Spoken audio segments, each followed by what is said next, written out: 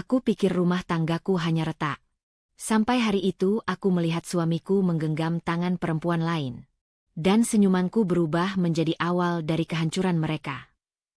Sebelum mulai ceritanya, komen dulu kalian dari kota atau negara mana. Aku pengen tahu.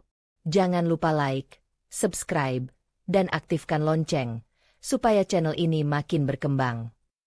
Aku mulai menyadari sesuatu berubah dari cara Firman menutup pintu ketika pulang malam itu. Tidak terlalu keras, tapi ada jeda aneh sebelum ia masuk rumah. Seolah ia butuh menarik napas dulu untuk menyiapkan wajah yang ingin kuterima. Padahal beberapa bulan terakhir, ia makin sering pulang terlambat dengan alasan pekerjaan yang menumpuk. Aku pernah percaya, tapi belakangan ekspresinya tidak lagi sama. Ia tidak terlihat lelah karena bekerja, melainkan gelisah dan sibuk menyembunyikan sesuatu. Aku sedang duduk di meja makan dengan secangkir teh hangat ketika ia datang. "Pulang?" tanyaku pelan, menjaga agar suaraku terdengar sewajar mungkin. Firman mengangguk sambil melepas sepatu. "Iya. Banyak laporan yang harus dirapikan," jawabnya singkat tanpa kontak mata. Ia langsung menuju kamar mandi. Aku menatap gelas tehku yang mulai mendingin. Beberapa waktu lalu, Firman selalu memelukku sebelum ke kamar mandi, entah sekadar mencium kening atau menanyakan bagaimana hariku berjalan. Sekarang ia seperti orang yang menjalankan rutinitas tanpa ingatan akan kebiasaan kecil yang dulu mengikat kami. Saat keluar dari kamar mandi, ia sibuk mencari sesuatu di ponselnya. Sekilas, kulihat layar yang menampilkan pesan masuk. Ia buru-buru membalikkan ponsel tersebut. Gerakan spontan itu membuat jantungku menegang. "Ada pesan penting?" tanyaku sambil memberinya ruang. "Cuma anak kantor," jawabnya cepat. Terlalu cepat. Bahkan sebelum aku benar-benar selesai bertanya. Aku tidak membantah. "Kamu sudah makan?" Firman mengibaskan tangan. "Belum lapar. Kerjaanku tadi bikin pusing." Aku memperhatikan caranya menggosok pelipis, tapi gerakan itu terasa dibuat-buat. Tidak lagi natural seperti dulu ketika ia benar-benar stres. Ada nada ragu di geraknya. Ada jarak di matanya. Setelah makan malam yang hening, Firman masuk ke kamar tanpa menungguku seperti biasanya. Aku menyusul beberapa menit kemudian, berharap kami bisa berbicara. Saat aku membuka pintu kamar, ia sedang berbaring membelakangi lampu, memegang ponsel dengan posisi yang terasa defensif, seolah tidak ingin aku mendekat. "Kamu kelihatan letih," kataku sambil duduk di sisi ranjang. Ia menutup ponsel, tapi layar sempat menyala menunjukkan notifikasi pesan terlewat. Nama pengirim tidak sempat kubaca, tetapi kurasa bukan seseorang yang kukenal. "Hari yang panjang," jawabnya singkat. Aku menunggu ia menjelaskan lebih jauh, namun ia diam. Biasanya Firman cerita panjang mengenai masalah kantor, tapi malam ini ia menutup diri. Setelah beberapa detik yang terasa lama, ia mematikan lampu dan berbaring lagi. Aku ikut berbaring, tapi mataku tetap menatap langit-langit gelap. Ada sesuatu yang mengusik, menggelitik, dan semakin lama semakin mengeras menjadi firasat buruk. Pagi berikutnya, suasana rumah tetap hambar. Firman sarapan cepat sambil terus memegang ponsel.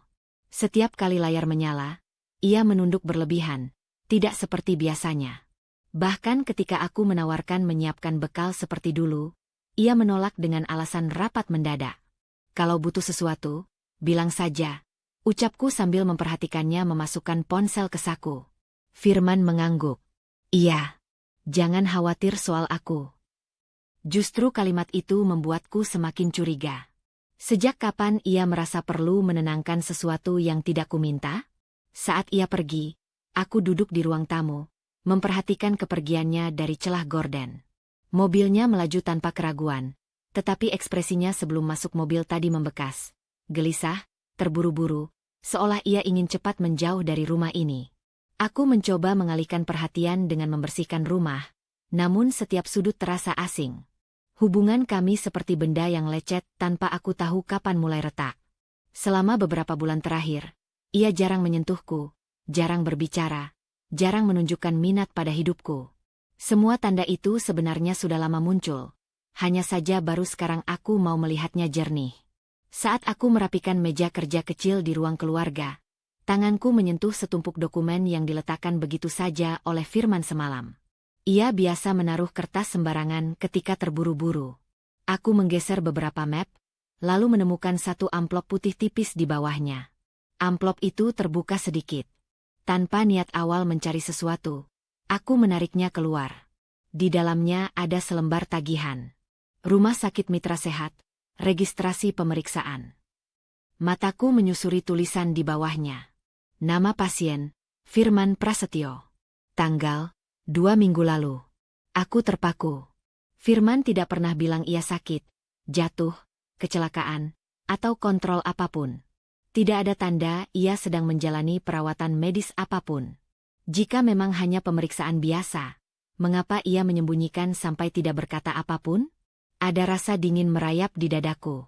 Tagihan rumah sakit itu seperti pintu kecil menuju sesuatu yang jauh lebih besar. Sesuatu yang belum berani kubayangkan tetapi jelas menunggu untuk terungkap. Aku menutup amplop itu perlahan. Dan untuk pertama kalinya, aku tahu. Aku harus mencari tahu apa yang sebenarnya disembunyikan suamiku.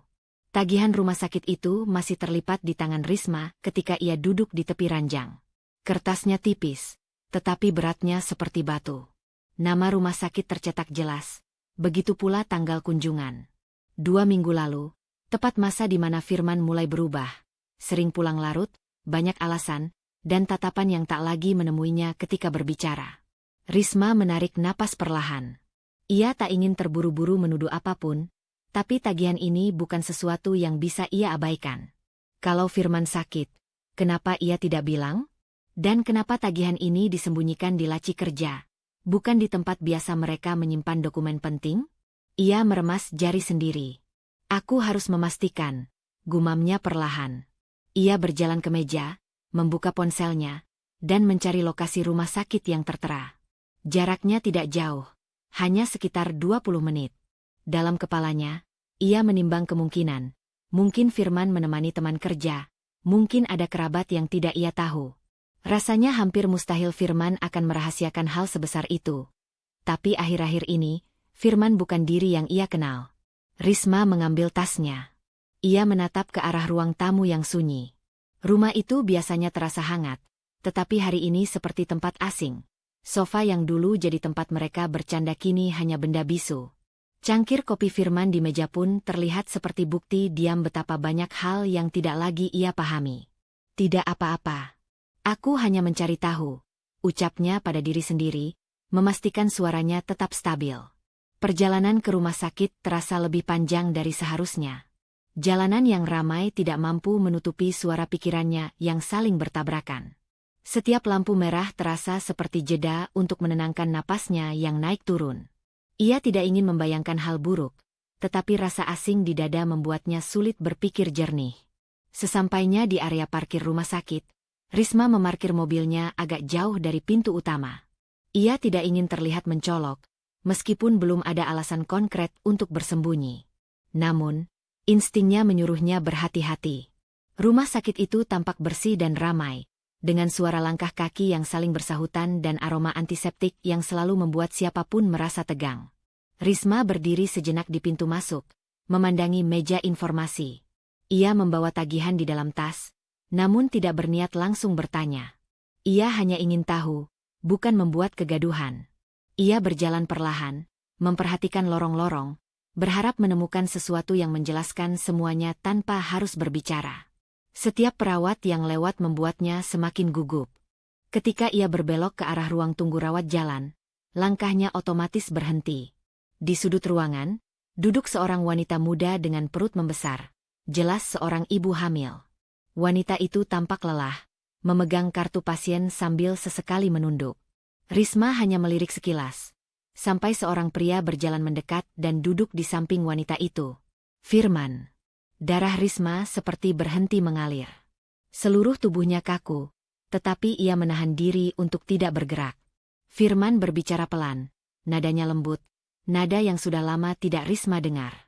Wanita hamil itu tersenyum kecil, meski jelas tampak gelisah. Risma melihat mereka dari balik rak brosur kesehatan, cukup dekat untuk memahami ekspresi tanpa harus mendengar semua dialog. Dokternya bilang minggu depan kontrol lagi, ya. Firman mengusap punggung tangan wanita itu. Wanita itu, Risma mengenali wajahnya setelah beberapa detik. Cindy. Rekan kantor Firman yang dulu sering disebut tidak penting. Perempuan yang fotonya sempat muncul di notifikasi ponsel Firman, lalu dihapus cepat-cepat. Cindy menunduk. Terima kasih sudah datang. Aku takut kalau sendiri. Aku nggak mungkin biarin kamu sendiri, jawab Firman pelan. Risma menahan napasnya agar tidak menggigil. Ia tidak menangis. Tidak ada ledakan marah. Yang ada hanya kesunyian yang menusuk, rasa perih yang merayap dari dada ke tenggorokan. Tetapi ia tetap berdiri tegak, sembunyi di balik rak itu. Ia menyaksikan Firman membantu Cindy berdiri ketika nama Cindy dipanggil. Mereka berjalan menuju ruang pemeriksaan, saling mendukung seolah sudah lama bersama. Risma menutup mata sejenak. Ada sesuatu yang runtuh di dalam dirinya, tapi ia tidak ingin terlihat rapuh. Tidak di sini. Tidak saat ia baru saja membuka pintu menuju kebenaran. Setelah mereka menghilang ke dalam ruangan, Risma berbalik dan berjalan perlahan keluar lorong. Setiap langkah terasa berat, namun ia tidak berhenti. Ia keluar dari gedung rumah sakit dengan wajah yang tidak menunjukkan apapun selain ketenangan yang dipaksakan. Di parkiran, ia duduk di dalam mobilnya selama beberapa menit. Suara napasnya terdengar pelan tapi stabil. Ia memejamkan mata, membiarkan kenyataan itu meresap, tanpa meledak, tanpa panik. Kamu sudah memilih jalanmu, Firman, bisiknya lirih. Sekarang, aku akan memilih jalanku sendiri. Tidak ada air mata. Hanya sebuah keputusan yang mulai terbentuk. Bukan balas dendam yang tergesa. Ini lebih besar dari itu. Lebih tenang, lebih tajam. Risma menyalakan mesin mobil dengan tangan yang stabil. Ia tidak akan memberitahu Firman bahwa ia sudah melihat semuanya. Belum saatnya. Hari ini, ia pulang membawa luka, sekaligus rencana yang baru lahir. Risma memarkir mobilnya dengan perlahan, memastikan suara mesin tidak terlalu keras ketika dimatikan. Rumah itu tampak sama seperti biasanya. Tenang, rapi, seolah tidak ada apapun yang berubah. Namun bagi Risma, segalanya sudah tidak sama. Gambar Firman dan Cindy di rumah sakit tadi masih menempel jelas di kepalanya. Tapi ia menyingkirkannya ke sudut hati yang paling jauh. Ia hanya mengizinkan satu kilas balik singkat, cukup sebagai pengingat mengapa ia harus tetap tenang. Ia membuka pintu dengan langkah ringan, seperti hari-hari biasa. Aroma masakan yang belum disentuh memenuhi ruang tamu. Firman rupanya belum pulang. Ini justru membuat Risma bisa bernafas sedikit lebih bebas. Risma menggantung tasnya, merapikan rambutnya sebentar di depan cermin, lalu memaksa bibirnya tersenyum kecil. Senyum yang tampak lembut, tapi menyimpan ruang gelap yang baru terbuka. Setelah memastikan ekspresinya biasa saja, ia menuju kamar. Ia tahu Firman menyimpan sebagian besar barang pribadinya di laci kerja dan meja samping tempat tidur. Selama ini Risma tidak pernah menyentuhnya, bukan karena tidak boleh, tapi karena kepercayaan membuatnya tidak merasa perlu.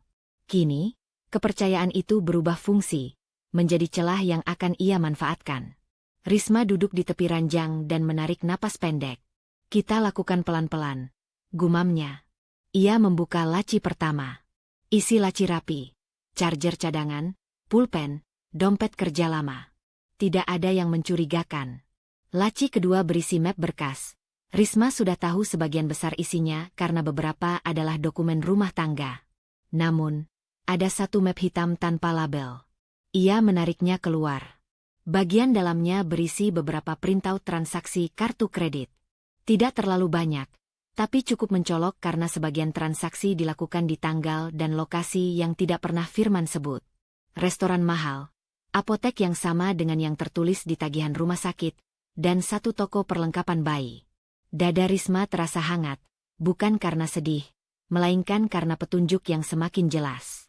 Namun ia tetap menjaga wajahnya netral. Ia memotret beberapa dokumen itu dengan ponselnya, memastikan kertasnya kembali seperti semula. Setelah selesai, ia menutup laci perlahan dan memandang sekeliling kamar. Ada satu tempat lain yang Firman anggap aman, laptop kerjanya. Laptop itu berada di meja. Risma mendekat dan menyentuh permukaannya. Masih sedikit hangat, tanda Firman menggunakannya sebelum pergi. Ia menyalakannya. Passwordnya tentu sudah ia tahu. hari ulang tahun mereka. Sesuatu yang Firman pikir sentimental. Sesuatu yang kini terasa ironis. Begitu masuk, Risma tidak langsung mengutak-atik file. Ia tahu jejak digital bisa terlihat jelas. Jadi ia menggunakan cara paling senyap. Membuka folder Recent, memeriksa file yang terakhir dibuka. Beberapa file proyek kantor muncul.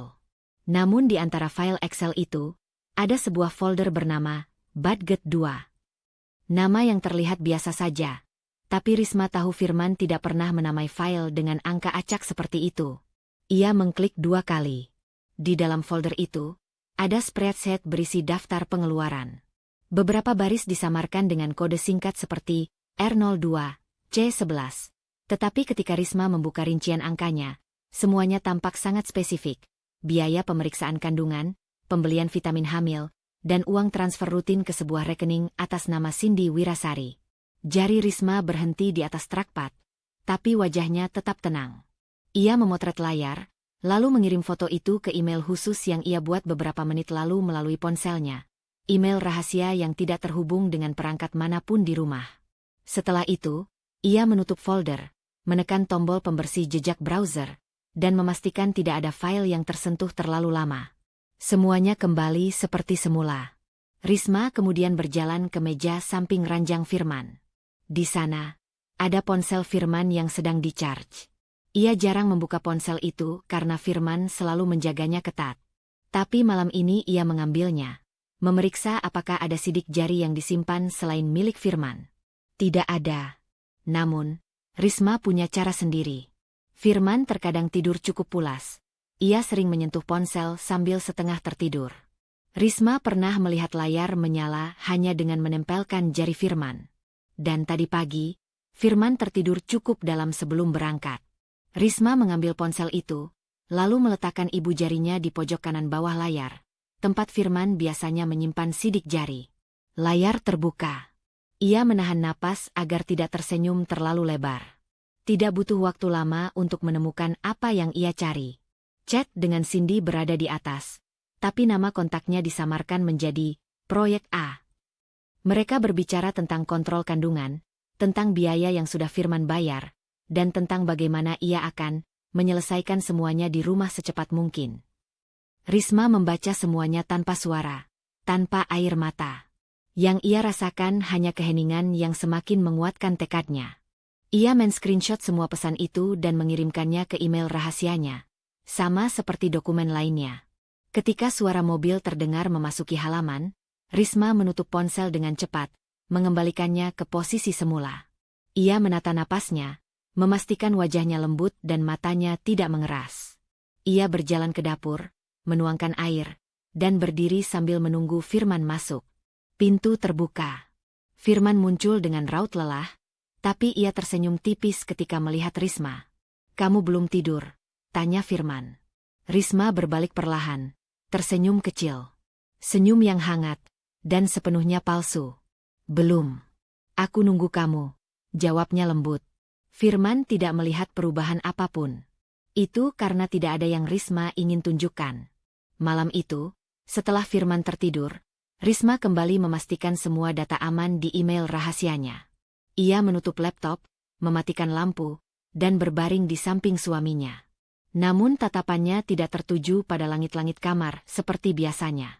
Ia menatap masa depan yang baru, masa depan yang akan ditentukan oleh bukti finansial yang kini sudah ia simpan sebagai langkah awal. Risma terbangun lebih awal dari biasanya. Matahari belum benar-benar naik, dan kamar masih berada dalam cahaya redup yang hampir biru.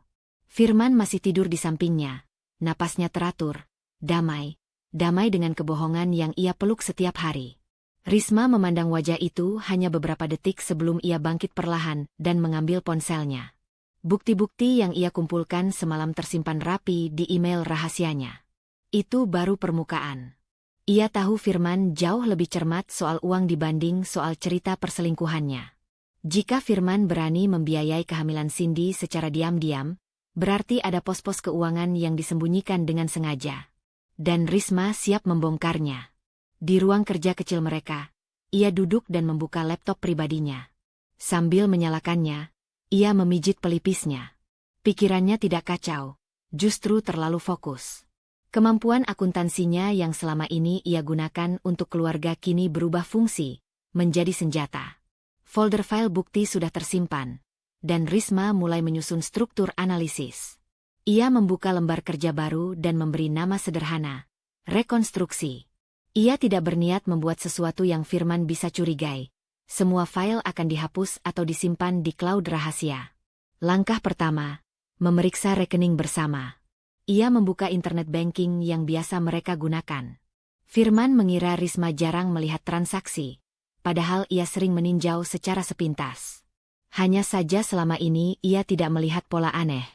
Namun pagi ini, ia mengamati dengan lensanya yang baru. Pengeluaran rutin tampak wajar. Cicilan rumah, listrik, kebutuhan dapur, transfer ke orang tua Firman. Tetapi Risma menandai beberapa transaksi dengan nominal yang sama tapi penerima berbeda. Sekilas terlihat acak, namun Risma tahu angka yang diulang memiliki pola. Rp2.500.000. Muncul setiap tanggal 15, namun rekening tujuannya berganti. Ini, pemecahan transfer, gumamnya pelan, memiringkan kepala. Supaya tidak mencolok. Ia memasukkan angka-angka itu ke kolom terpisah. Setelah dijumlahkan, nominalnya jauh lebih besar dibanding kebutuhan Firman sehari-hari. Risma menggeser laptopnya dan membuka email bersama mereka. Firman biasanya menerima laporan tahunan dari bank atau tempat ia berinvestasi. Ia mengetik nama bank itu di kolom pencarian. Hasilnya muncul, file PDF laporan investasi yang Firman sendiri sering abaikan. Dalam laporan itu, ada sebuah portofolio kecil yang Risma tidak pernah dengar. Investasi reksadana dengan nilai yang terus meningkat. Tidak besar, tapi stabil. Ia membuka lampiran dan memperhatikan catatan transaksi. Ada setoran bulanan yang tidak muncul di rekening bersama. Berarti ada rekening lain, bisiknya. Suaranya datar, hanya berisi konfirmasi atas dugaan yang sudah ia simpan. Ia kembali ke laporan. Ada sebuah nomor rekening kecil tercantum sebagai sumber dana. Rekening itu bukan miliknya, tentu saja. Dan karena bukan rekening rumah tangga mereka, Firman pasti sengaja menyimpannya untuk kepentingan lain, mungkin bahkan untuk Cindy. Risma menutup file itu dan memandangi tembok beberapa detik. Ia tidak merasa marah. Marah hanya akan membuat pikirannya bergetar. Yang ia butuhkan sekarang adalah ketenangan dingin yang sama seperti malam sebelumnya. Ketika Firman bangun dan masuk ke dapur, Risma menutup laptopnya. Ia menyambutnya dengan senyum kecil, menyajikan kopi, dan duduk di seberang meja. "Kamu bangun pagi sekali," ujar Firman sambil meniup kopinya. "Ada sedikit laporan keuangan yang harus aku selesaikan," jawab Risma. Suaranya lembut. "Kerjaan kantor. Kerjaan rumah." Risma tersenyum sedikit lebih lebar. Firman tidak bertanya lebih jauh. Baginya, obrolan seperti itu tidak penting. Itu justru memudahkan Risma. Saat Firman mandi, Risma kembali bekerja. Kali ini ia menelusuri laptop Firman dengan pola berbeda. Ia membuka folder yang terlihat terlalu rapi, folder yang namanya sangat umum seperti dokumen. Biasanya pria yang menyembunyikan sesuatu tidak menyembunyikan di tempat mencurigakan, tapi di tempat yang paling sederhana. Ia menemukan sebuah file Excel berjudul Anggaran. Sekilas, file itu terlihat seperti dokumen kantor. Namun Risma tahu pola penamaan Firman. Dan ketika ia buka, tebakan itu benar. File itu berisi catatan pengeluaran pribadi Firman, pemisahan uang saku, dan, yang paling mencolok, daftar aset kecil yang ia kumpulkan selama beberapa tahun terakhir. Deposito atas nama pribadinya, obligasi, dan satu tabungan investasi yang baru dibuka beberapa bulan lalu. Jumlahnya tidak luar biasa besar, tapi cukup untuk membiayai kebutuhan Cindy tanpa Risma tahu. Risma membuka laman bank menggunakan data dari file Excel itu. Ia tidak masuk, karena tidak punya akses. Namun ia membaca bagian persyaratan rekening itu. Di situ ia menemukan celah pertama. Rekening yang Firman gunakan untuk menyalurkan dana ke Cindy ternyata dibuat dalam masa pernikahan mereka, menggunakan data keluarga yang masih terdaftar sebagai pasangan sah. Artinya, secara hukum, jika pembukaan rekening dilakukan setelah pernikahan, maka rekening dan isinya, kecuali ada perjanjian pisah harta, masuk dalam kategori harta bersama.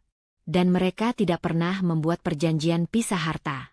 Risma memejamkan mata singkat, merasakan dingin yang menenangkan di punggungnya. Itu berarti semua uang yang Firman sembunyikan, baik yang kecil maupun yang besar, punya peluang untuk ia amankan secara legal. Bukan mencuri, melainkan mengambil kembali haknya sebagai istri sah. Ia membuka kembali file rekonstruksi. Jari-jarinya menari cepat, menyusun kronologi. Waktu pembukaan rekening tersembunyi, transfer rutin dengan nominal sama, potongan biaya kandungan, investasi yang didanai dari rekening yang sama. Setiap baris terasa seperti serpihan kaca. Namun Risma tidak merasa tertusuk. Ia merasa semakin kuat. Ketika Firman keluar dari kamar mandi dan bersiap berangkat bekerja, Risma sudah menutup semua file dan kembali ke mode istri yang lembut. "Pulang cepat ya," ucap Risma sambil merapikan kerah kemejanya. Firman tersenyum kecil. "Iya, aku usahain." Begitu pintu depan tertutup, Risma duduk kembali di kursi kerjanya.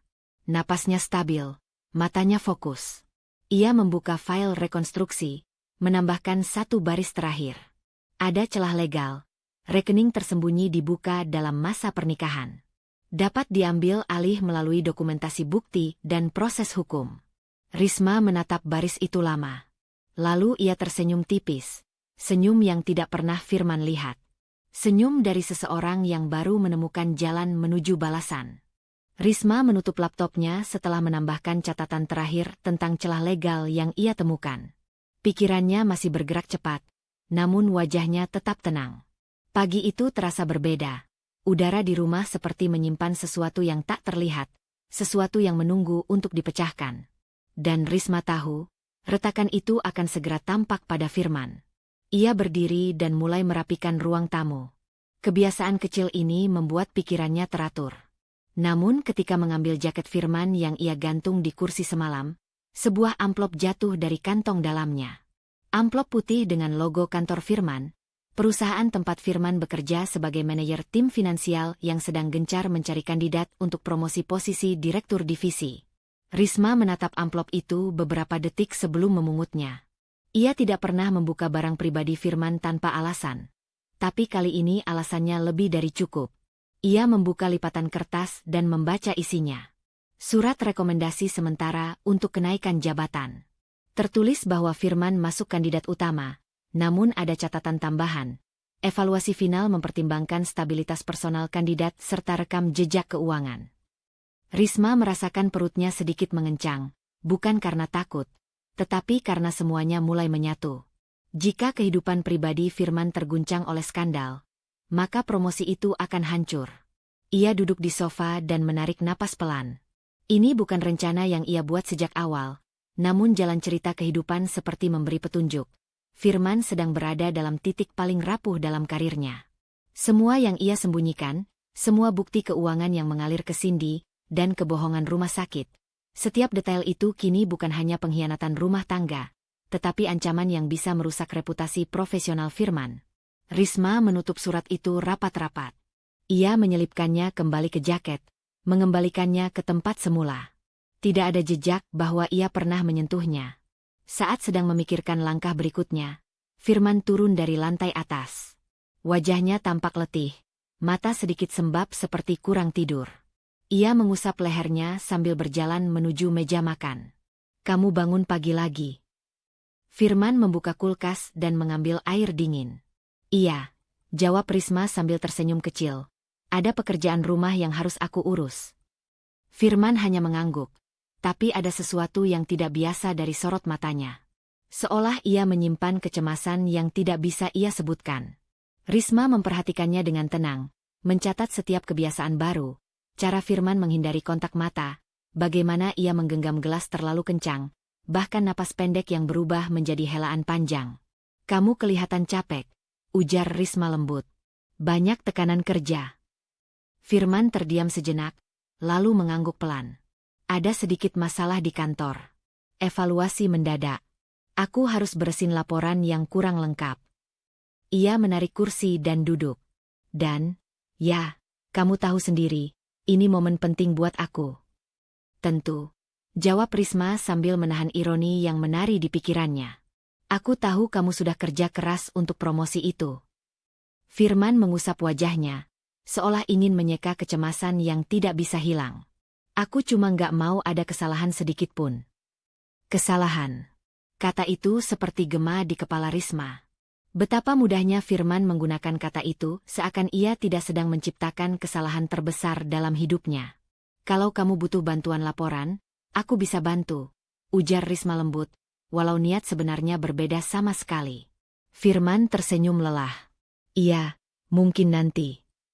Risma memperhatikan tangan Firman yang gelisah mengetuk-ngetuk meja. Tanda bahwa ia sedang mencemaskan sesuatu lebih dari pekerjaan. Mungkin ia takut kebohongan yang ia bangun mulai bocor. Atau mungkin Cindy menekan dari sisi lain. Risma tidak tahu, dan ia tidak perlu tahu. Yang ia butuhkan hanyalah memanfaatkan kegelisahan itu. Setelah Firman berangkat, Risma duduk di ruangan kerja lagi. Ia membuka email rahasia dan melihat semua bukti yang telah ia kumpulkan. Riwayat pengeluaran, transfer berkala, laporan investasi, dan pesan-pesan intim Firman ke Cindy.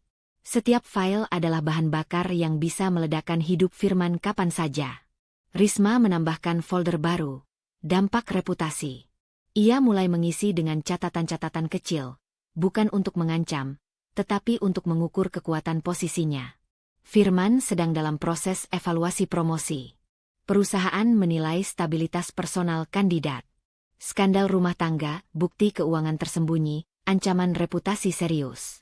Bukti keuangan dapat menjadi dasar gugatan sekaligus memengaruhi penilaian kantor.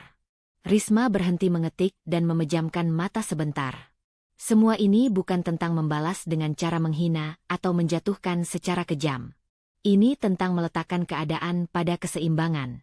Jika Firman berani menghancurkan kepercayaan, maka Risma berhak menentukan arah kehidupannya sendiri tanpa ketidakadilan. Sore harinya, Firman pulang lebih cepat dari biasanya. Langkahnya cepat, bahunya tegang. Risma yang sedang memotong buah melihatnya masuk dengan wajah cemas. Ada masalah? Tanya Risma sambil menyodorkan mangkuk kecil. Firman menerima, tapi tidak langsung makan. Bos minta data tambahan. Tentang rekening pribadi, investasi. Katanya sebagai tambahan evaluasi. Rekening pribadi. Risma menahan diri untuk tidak menunjukkan reaksi apapun. Firman mengangguk. Aku panik. Beberapa transaksi, ya, agak berantakan. Aku takut kalau itu bikin promosi gagal. Risma menatap Firman lama sekali, hingga Firman merasa risau. Semua orang punya rahasia, men, ujar Risma lembut tetapi penuh makna. Yang penting, bagaimana kamu mengatasinya? Firman menelan ludah. Iya, benar. Di balik kelembutan itu, Risma merasakan sesuatu mengeras dalam dirinya.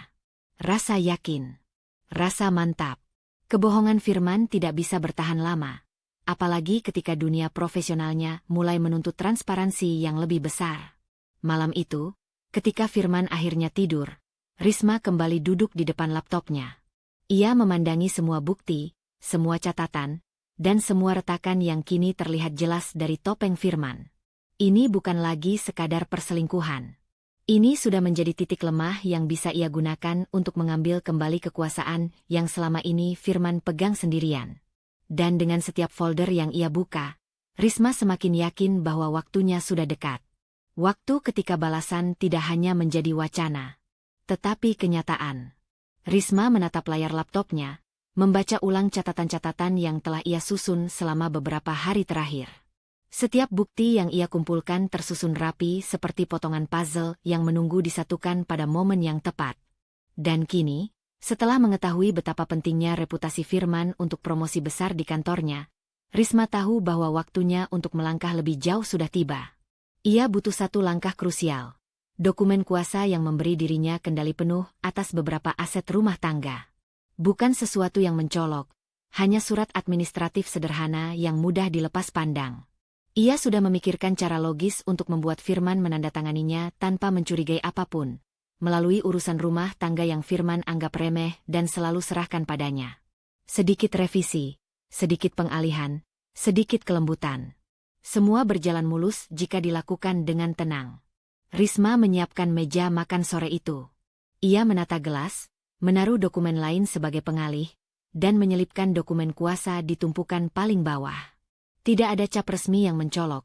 Ia membuatnya dengan format administrasi standar yang biasa mereka gunakan untuk urusan pembayaran pajak dan pembaruan data rumah.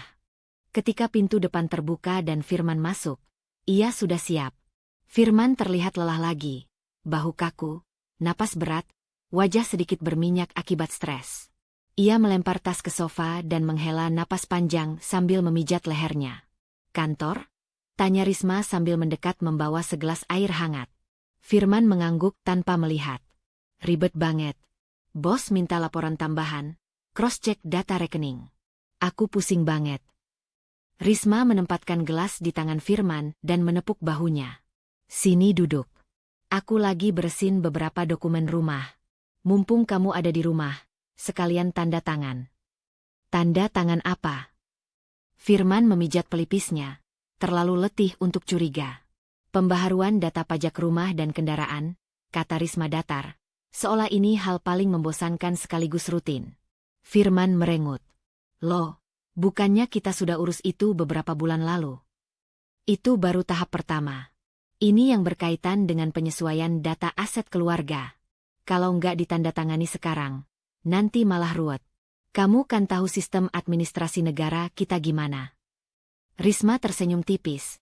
Nada suaranya terdengar jengkel ringan, jenis emosi yang sangat natural. Firman mendesah. Iya, sini." Risma mengambil tumpukan dokumen. Ia sengaja menyodorkan beberapa lembar mudah dulu. Formulir pajak kendaraan, lembar persetujuan perpanjangan data kartu keluarga. Firman menandatangani tanpa membaca, seperti kebiasaannya selama ini. Risma memastikan ritmenya tetap santai. Setelah lembar ketiga, ia menyelipkan dokumen kuasa tepat di bawahnya. Dengan tangan yang tampak biasa saja, Risma menggeser lembar itu ke hadapan Firman. "Tolong yang ini juga," katanya sambil berpura-pura membaca dokumen lain. "Ini untuk penyesuaian data kepemilikan aset rumah tangga. Biar nanti kalau butuh pengurusan pajak, aku bisa wakili kamu." Firman hanya melihat sekilas. Kalimat pembuka dokumen itu tampak sangat normal. Surat kuasa pengelolaan aset rumah tangga dan administrasi keuangan tertentu. Tidak ada yang mencurigakan. Tidak ada istilah teknis yang menakutkan. Firman menggenggam pena dan menandatangani. Tidak ada jeda. Tidak ada pertanyaan. Tidak ada kecurigaan. Risma menahan napas 1 detik untuk memastikan suara penanya berhenti sempurna di ujung tanda tangan. Lalu ia tersenyum dalam hati. Firman melanjutkan tanda tangan pada lembar-lembar berikutnya, kembali pada kebiasaan lamanya. Mempercayakan segala urusan administrasi pada Risma tanpa repot membaca isi. "Udah ya?" Firman mengembalikan pena, menguap kecil. "Sudah," jawab Risma lembut. "Terima kasih." Firman berdiri dan menuju kamar mandi, masih bergumam tentang tekanan di kantor. Risma mendengar suara pancuran air beberapa detik kemudian. Namun Risma sendiri tidak bergerak. Ia masih duduk di meja makan, menatap tumpukan dokumen di hadapannya. Tangan kirinya mengambil lembar kuasa yang baru saja Firman tanda tangani. Ia memeriksanya sebentar. Tanda tangan itu jelas, kuat, tanpa keraguan. Tepat seperti yang ia butuhkan. Risma menyentuh ujung kertas dengan jemari ringan, seolah sedang menyentuh benda rapuh yang sangat berharga. Ada sensasi aneh yang mengalir dalam dirinya, bukan kegembiraan mencolok, tetapi kepuasan yang sangat halus. Ia berdiri perlahan, membawa dokumen itu ke ruangan kerja. Ia membuka laci tersembunyi di bawah meja, laci yang jarang dibuka karena letaknya sulit dijangkau. Di dalamnya, ada map coklat yang sudah ia siapkan beberapa hari lalu, tanpa tulisan, tanpa tanda pengenal. Risma memasukkan dokumen kuasa itu ke dalam map. Suara gesekan kertas terdengar lembut tetapi dalam telinganya seperti sebuah deklarasi. Deklarasi bahwa satu langkah besar telah berhasil ia ambil. Ia menyelipkan map itu paling bawah, menutup laci, dan menguncinya dengan kunci kecil yang ia gantung di gelang tipis di pergelangan tangannya. Bukan untuk menyembunyikan dari Firman saja, tapi untuk menyembunyikan dari dirinya sendiri. agar ia tetap ingat bahwa semua ini harus dilakukan dengan kepala dingin. Ketika Firman keluar dari kamar mandi, Risma sudah kembali di ruang keluarga. Ia memegang remote TV dan tersenyum ketika Firman mendekat. "Kamu capek, ya?" tanya Risma lembut. Firman mengangguk. "Kerjaan lagi gila-gilanya." Risma membalas dengan senyuman yang lembut namun dalam. "Tenang.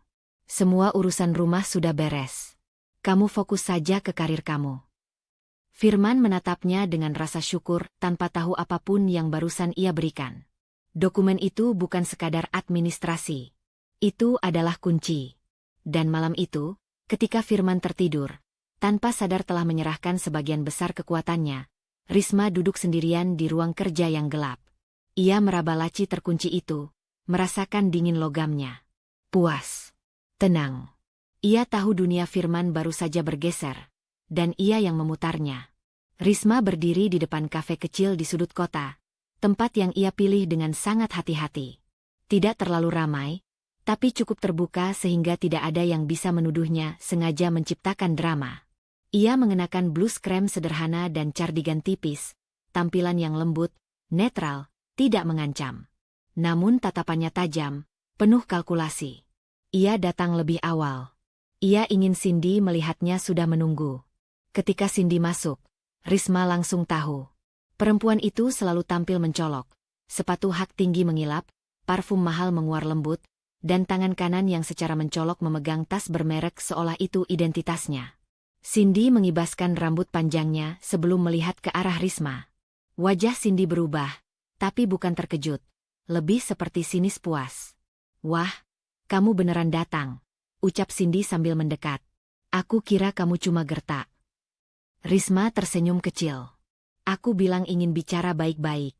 Dan aku selalu menepati kata-kata." Cindy duduk tanpa menunggu dipersilakan. Gesturnya menunjukkan jelas siapa yang menganggap dirinya lebih unggul dalam situasi ini. Ia menyilangkan kaki, punggung tegak, dan memesan minuman tanpa melihat Risma. Seakan Risma tidak penting. "Jadi," Cindy memainkan sedotan es latte-nya. "Ini tentang kehamilanku, kan?" Risma tidak langsung menjawab. Ia merapikan lengan cardigannya, gerakan kecil yang memberi waktu untuk mengamati. Cindy memang angkuh, tetapi bukan tanpa alasan. Ia terbiasa menang dengan memojokkan orang lain. Boleh dibilang begitu. Risma menatap mata Cindy perlahan. "Aku ingin mengerti situasinya. Supaya tidak ada salah paham."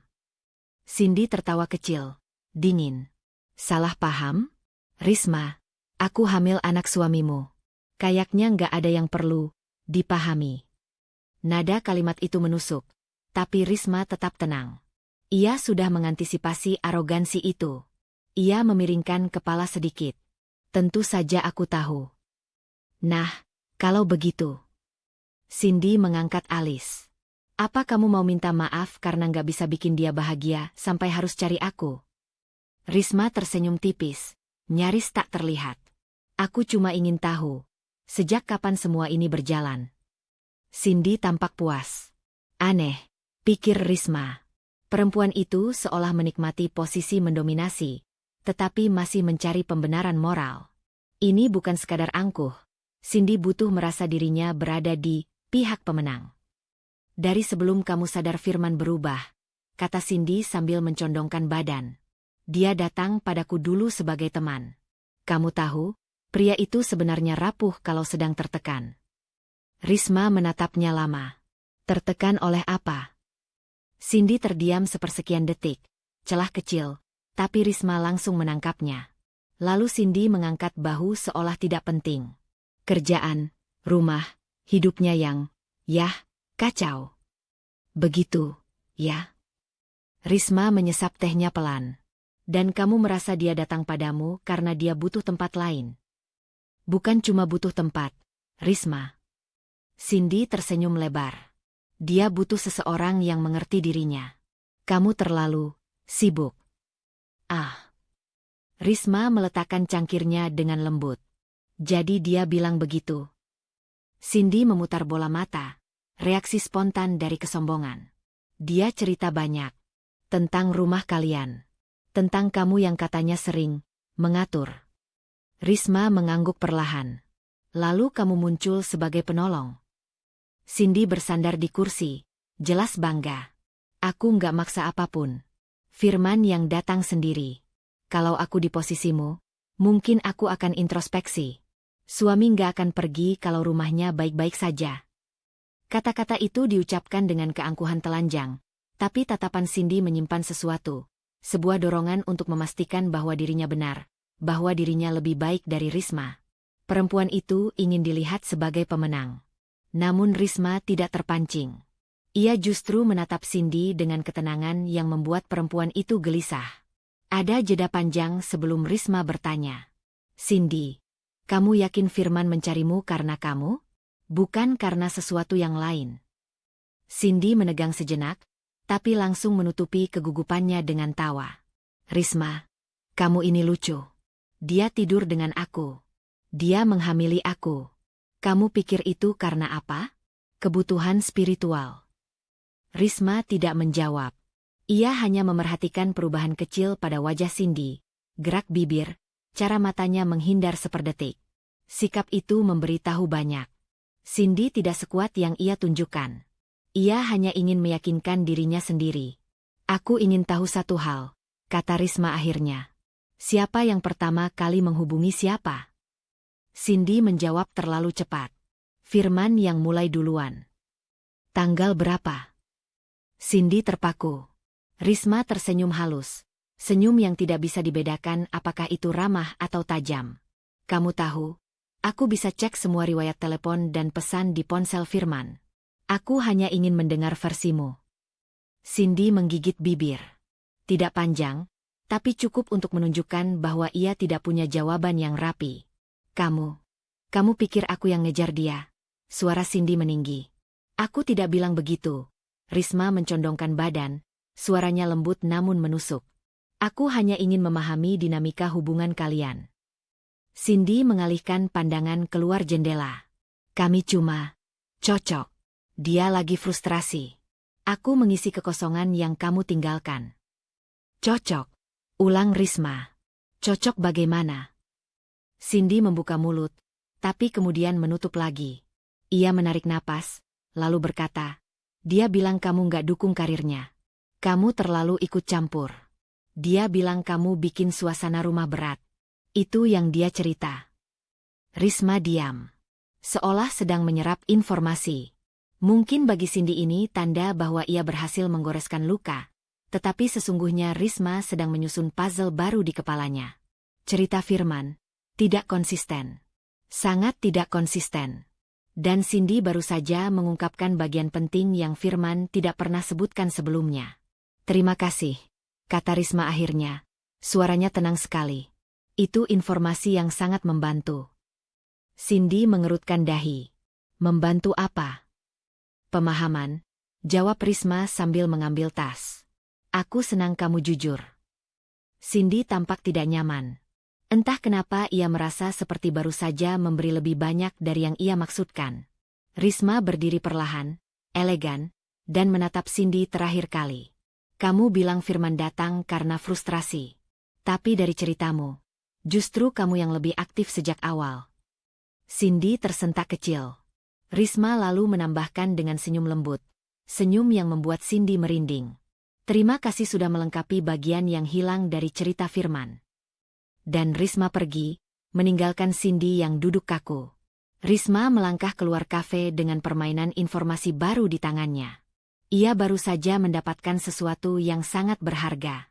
Cindy tidak sepenuhnya yakin dengan perannya. Dan Firman tidak pernah jujur pada keduanya. Itu informasi yang bisa menjadi senjata. Dan Risma tahu persis bagaimana menggunakannya nanti.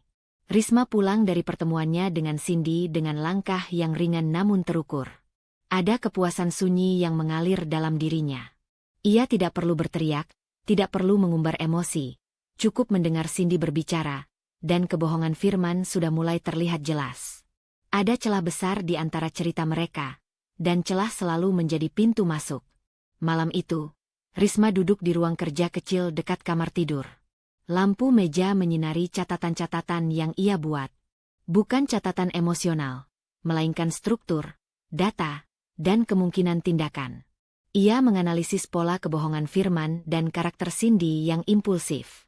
Satu hal tampak jelas, hubungan mereka tidak kokoh. Hubungan yang dimulai dengan perselingkuhan jarang berada di tanah yang stabil. Yang perlu Risma lakukan hanya menyentuh bagian yang paling rapuh. Ia membuka laptop, kembali ke folder salinan data yang ia ambil dari komputer Firman. Setiap file ia telusuri seperti lembar puzzle, laporan keuangan, percakapan pesan, email pekerjaan, hingga folder foto tersembunyi. Ia tidak terburu-buru, ia membaca dengan mata tajam yang biasa ia gunakan saat mengaudit laporan perusahaan. Beberapa transfer dana kecil yang sebelumnya tampak tidak signifikan kini menjadi potongan gambaran yang jelas. Firman mengirim uang untuk kebutuhan Cindy, transportasi, pemeriksaan kesehatan, kosmetik, bahkan sewa apartemen sementara. Tidak banyak, tapi konsisten. Risma tersenyum tipis. Hubungan itu jauh lebih rapuh daripada yang ditunjukkan Cindy di kafe tadi. Keesokan paginya, Risma sengaja membiarkan Firman melihatnya sibuk dengan ponsel. Seolah ia hanya sedang membaca pesan atau mengurus hal remeh. Padahal ia sedang mengatur langkah pertama, mengirim pesan ke nomor Cindy, menggunakan ponsel cadangan yang ia siapkan. Pesan itu singkat, ambigu, dan memancing konflik. Kamu bilang dia nggak akan curiga kalau dana tambahan masuk minggu ini.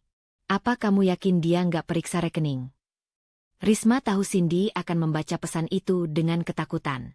Ia juga tahu perempuan itu akan segera menghubungi Firman, karena Cindy tidak punya kemampuan menahan panik. Risma menekan tombol kirim. Satu pesan kecil yang akan menjadi percikan. 2 jam kemudian, Firman pulang lebih cepat dari biasanya, wajahnya tegang. Risma pura-pura sedang mengganti sprei dan menoleh dengan senyum datar. Kok pulang cepat? Firman menggigit bibir bawahnya, kebiasaan yang muncul saat ia sedang cemas. Ada urusan. Kerjaan, ribet. Oh. Risma mengangguk. Semoga cepat beres. Firman ingin masuk ke ruang kerja, tetapi Risma berdiri tepat di jalurnya seolah tanpa sengaja. Wajahnya tetap ramah. Mau makan dulu? Aku sudah siapkan. Enggak, aku mau cek sesuatu dulu. Ah, benar. Ia pasti mencari ponselnya, mengecek pesan Cindy. Risma melangkah pelan sambil mengawasinya dari pantulan lemari kaca. Firman membuka ponselnya begitu cepat seakan menahan napas. Dan ekspresinya berubah menjadi marah bercampur bingung. Bagus. Lalu, seperti yang ia prediksi, Firman menelepon Cindy. Suaranya ditekan rendah, tapi Risma bisa mendengarnya cukup jelas. Kamu ngapain sih kirim pesan kayak gitu? Aku nggak kirim apa-apa. Jangan bohong, aku lihat sendiri. Risma berjalan ke dapur, mengambil gelas, dan membiarkan suara berdebat itu mengalir seperti musik yang sudah ia hafal nadanya. Ia tidak peduli isi detail pertengkaran, yang penting adalah pola emosionalnya. Cindy panik. Firman defensif. Mereka saling menyalahkan. Itu retakan pertama. Malamnya, Risma melanjutkan langkah kedua. Ia memindahkan sejumlah uang kecil dari rekening Firman ke rekening tabungan bersama mereka. Jumlahnya tidak besar. Cukup untuk membuat Firman bertanya-tanya kemana uang itu hilang jika ia tidak teliti. Setelah itu, ia mencetak bukti transaksi menggunakan printer yang jarang dipakai, kemudian menyimpannya di laci tempat Firman biasa menaruh dokumen kerja. Bukan menjebak, hanya menempatkan kenyataan pada jalur konflik. 1 jam kemudian, Firman membuka laci itu dan menemukan kertas yang Risma sengaja letakkan. Ia terdiam lama, lalu masuk kamar dengan ekspresi tidak tenang. Ris, kamu pindahin uang dari rekening aku. Risma menatapnya seolah bingung. Uang apa? Aku nggak pindahin apa-apa. Mungkin kamu sendiri yang atur otomatis. Firman menggeleng. Aku nggak pernah atur auto transfer. Kalau gitu coba cek lagi. Atau tanya pihak bank. Risma menjawab lembut. Kamu kan lagi banyak beban. Bisa aja lupa. Firman terdiam. Itu ucapan yang, secara tidak langsung, menyamakan Risma dengan cerita Cindy bahwa Firman sedang stres. Namun cara Risma menyampaikannya begitu tenang sampai Firman tidak bisa menganggapnya sebagai sindiran. Ia malah merasa tersudut oleh pikirannya sendiri. Malam itu, setelah Firman tertidur gelisah, Risma menyalakan laptopnya kembali. Ia melakukan langkah kecil berikutnya, mengirim email anonim ke Cindy. Isi email itu tidak panjang. Kamu yakin dia cerita semuanya? Sepertinya tidak. Ia tahu Cindy tidak akan bisa tidur setelah membaca itu. Beberapa jam kemudian, Risma melihat ponsel Firman bergetar.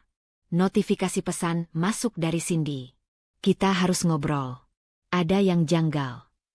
Firman membaca pesan itu besok paginya dengan wajah memberi tanda-tanda frustrasi, bukan rindu. Cindy, kenapa lagi? Risma bertanya pelan sambil menata meja makan. Dia, nggak jelas, jawab Firman singkat. Orangnya jadi sensitif banget. Kalau orang hamil wajar sensitif, gumam Risma sembari memindahkan gelas. Kamu harus lebih sabar. Firman makin jengkel. Aku nggak punya waktu buat drama. Risma menahan senyum. Retakan itu sudah jelas terlihat. Cindy panik dan curiga pada Firman. Firman jengkel dan merasa Cindy menyulitkan. Dan Risma tahu betul, hubungan yang retak tidak butuh palu besar. Cukup tekanan kecil yang konsisten. Ia sudah mulai memberi tekanan itu. Dan dalam sekejap saja, hubungan mereka sudah mulai menunjukkan tanda-tanda pecah dari dalam. Akhir hari, Risma duduk di tepi tempat tidur, menatap ponselnya yang sunyi. Pesan terakhir dari Firman kepada Cindy tampak jelas. Aku sibuk. Jangan ganggu dulu. Risma menutup layar. Begitu sederhana, tapi sangat berarti. Retakan pertama sudah terbentuk. Dan Risma siap memperbesarnya sampai hubungan itu runtuh sepenuhnya. Sejak pagi buta, rumah terasa berbeda. Bukan karena suara atau pergerakan apapun, melainkan karena energi gelisah yang berputar di sekitar Firman. Risma bisa merasakannya bahkan sebelum ia turun dari tempat tidur. Firman duduk di tepi ranjang, tubuhnya membungkuk, ponsel menggantung di tangan. Bahunya tegang. Risma membuka mata perlahan. Bangun pagi sekali. Firman menoleh cepat, seolah baru ketahuan melakukan sesuatu. Nggak bisa tidur, jawabnya ketus. Risma mengangguk pelan dan beranjak ke kamar mandi tanpa komentar. Ketenangan adalah tamengnya. Ia tahu Firman sedang mendidih oleh pikiran-pikiran yang tak bisa ia kendalikan. Dan semakin Firman menahan diri, semakin tampak jelas di wajahnya. Ketika Risma turun ke dapur, ia menemukan Firman berjalan mondar-mandir sambil menggenggam buku rekening dan ponsel. Langkah-langkahnya pendek, gelisah, kebiasaan lamanya saat sesuatu mengganggu pikirannya. Kamu sudah sarapan? Tanya Risma lembut sambil menyalakan kompor. Firman tidak menjawab langsung. Ris, katanya akhirnya, aku mau tanya sesuatu. Risma memotong roti dengan kecepatan teratur. Tanya saja. Firman mengangkat selembar kertas. Bukti transfer yang sebelumnya Risma letakkan. Ini. Kamu yakin kamu nggak pindahin uang ini? Risma menatapnya sebentar. Hanya cukup untuk menunjukkan bahwa ia memperhatikan. Aku sudah bilang. Aku nggak sentuh rekening kamu. Coba cek catatan digitalnya. Mungkin ada transfer otomatis dari aplikasi investasi atau bank. Sudah aku cek. Firman menggeram kecil. Nggak ada. Oh. Risma menata roti di piring, suaranya tetap datar. Berarti bank salah input. Kamu serius? Firman memijit pelipis. Bank salah input? Ini bukan angka kecil. Untuk kamu mungkin kecil. Risma menatapnya pelan. Tapi kalau benar ada kesalahan, kamu harus lapor. Firman tampak hendak membantah, tetapi kalimat itu entah bagaimana membuatnya tersendat. Ia menarik kursi dan duduk keras. Aku sudah stres sama kerjaan. Sekarang masalah uang juga. Justru itu, balas Risma. Kalau kamu stres, kamu bisa saja lupa. Firman menggeleng keras. Reaksi terlalu defensif untuk orang yang yakin. Enggak, aku enggak lupa. Kalau begitu, Risma kembali ke kompor sambil mengaduk telur. Mungkin seseorang sengaja mengotak-atik rekening kamu. Firman spontan menoleh. Maksud kamu siapa? Aku nggak tahu. Risma menjawab ringan. Tapi kamu lagi terlibat banyak orang. Kerjaanmu, rekan kantor, Atau, ia berhenti sejenak, namun tidak menoleh. Firman menangkap hentakan kecil itu. Atau apa? Atau orang yang kamu bantu belakangan ini? Nama Cindy tidak disebut, tapi udara mendadak terasa lebih berat. Firman mendengus kesal. Cindy nggak ada urusan sama rekening aku. Tapi kamu bantu dia, jawab Risma tenang. Dan kamu bilang sendiri dia lagi sensitif. Orang sensitif sering ambil keputusan aneh.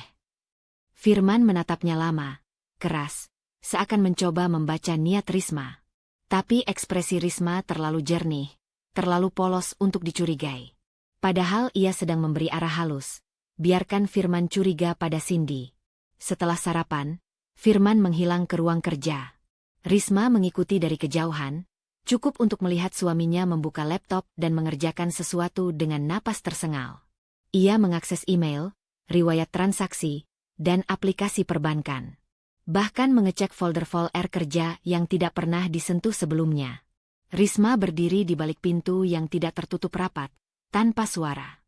Ia melihat bayangan Firman menelusuri file demi file, hampir menemukan folder duplikat yang Risma buat sebagai jebakan pengalih. Jantung Firman berdetak keras. Risma bisa mendengarnya dari jarak itu. Suaminya membuka folder aset lama, yang sebenarnya kosong dan sengaja dibiarkan Risma sebagai umpan.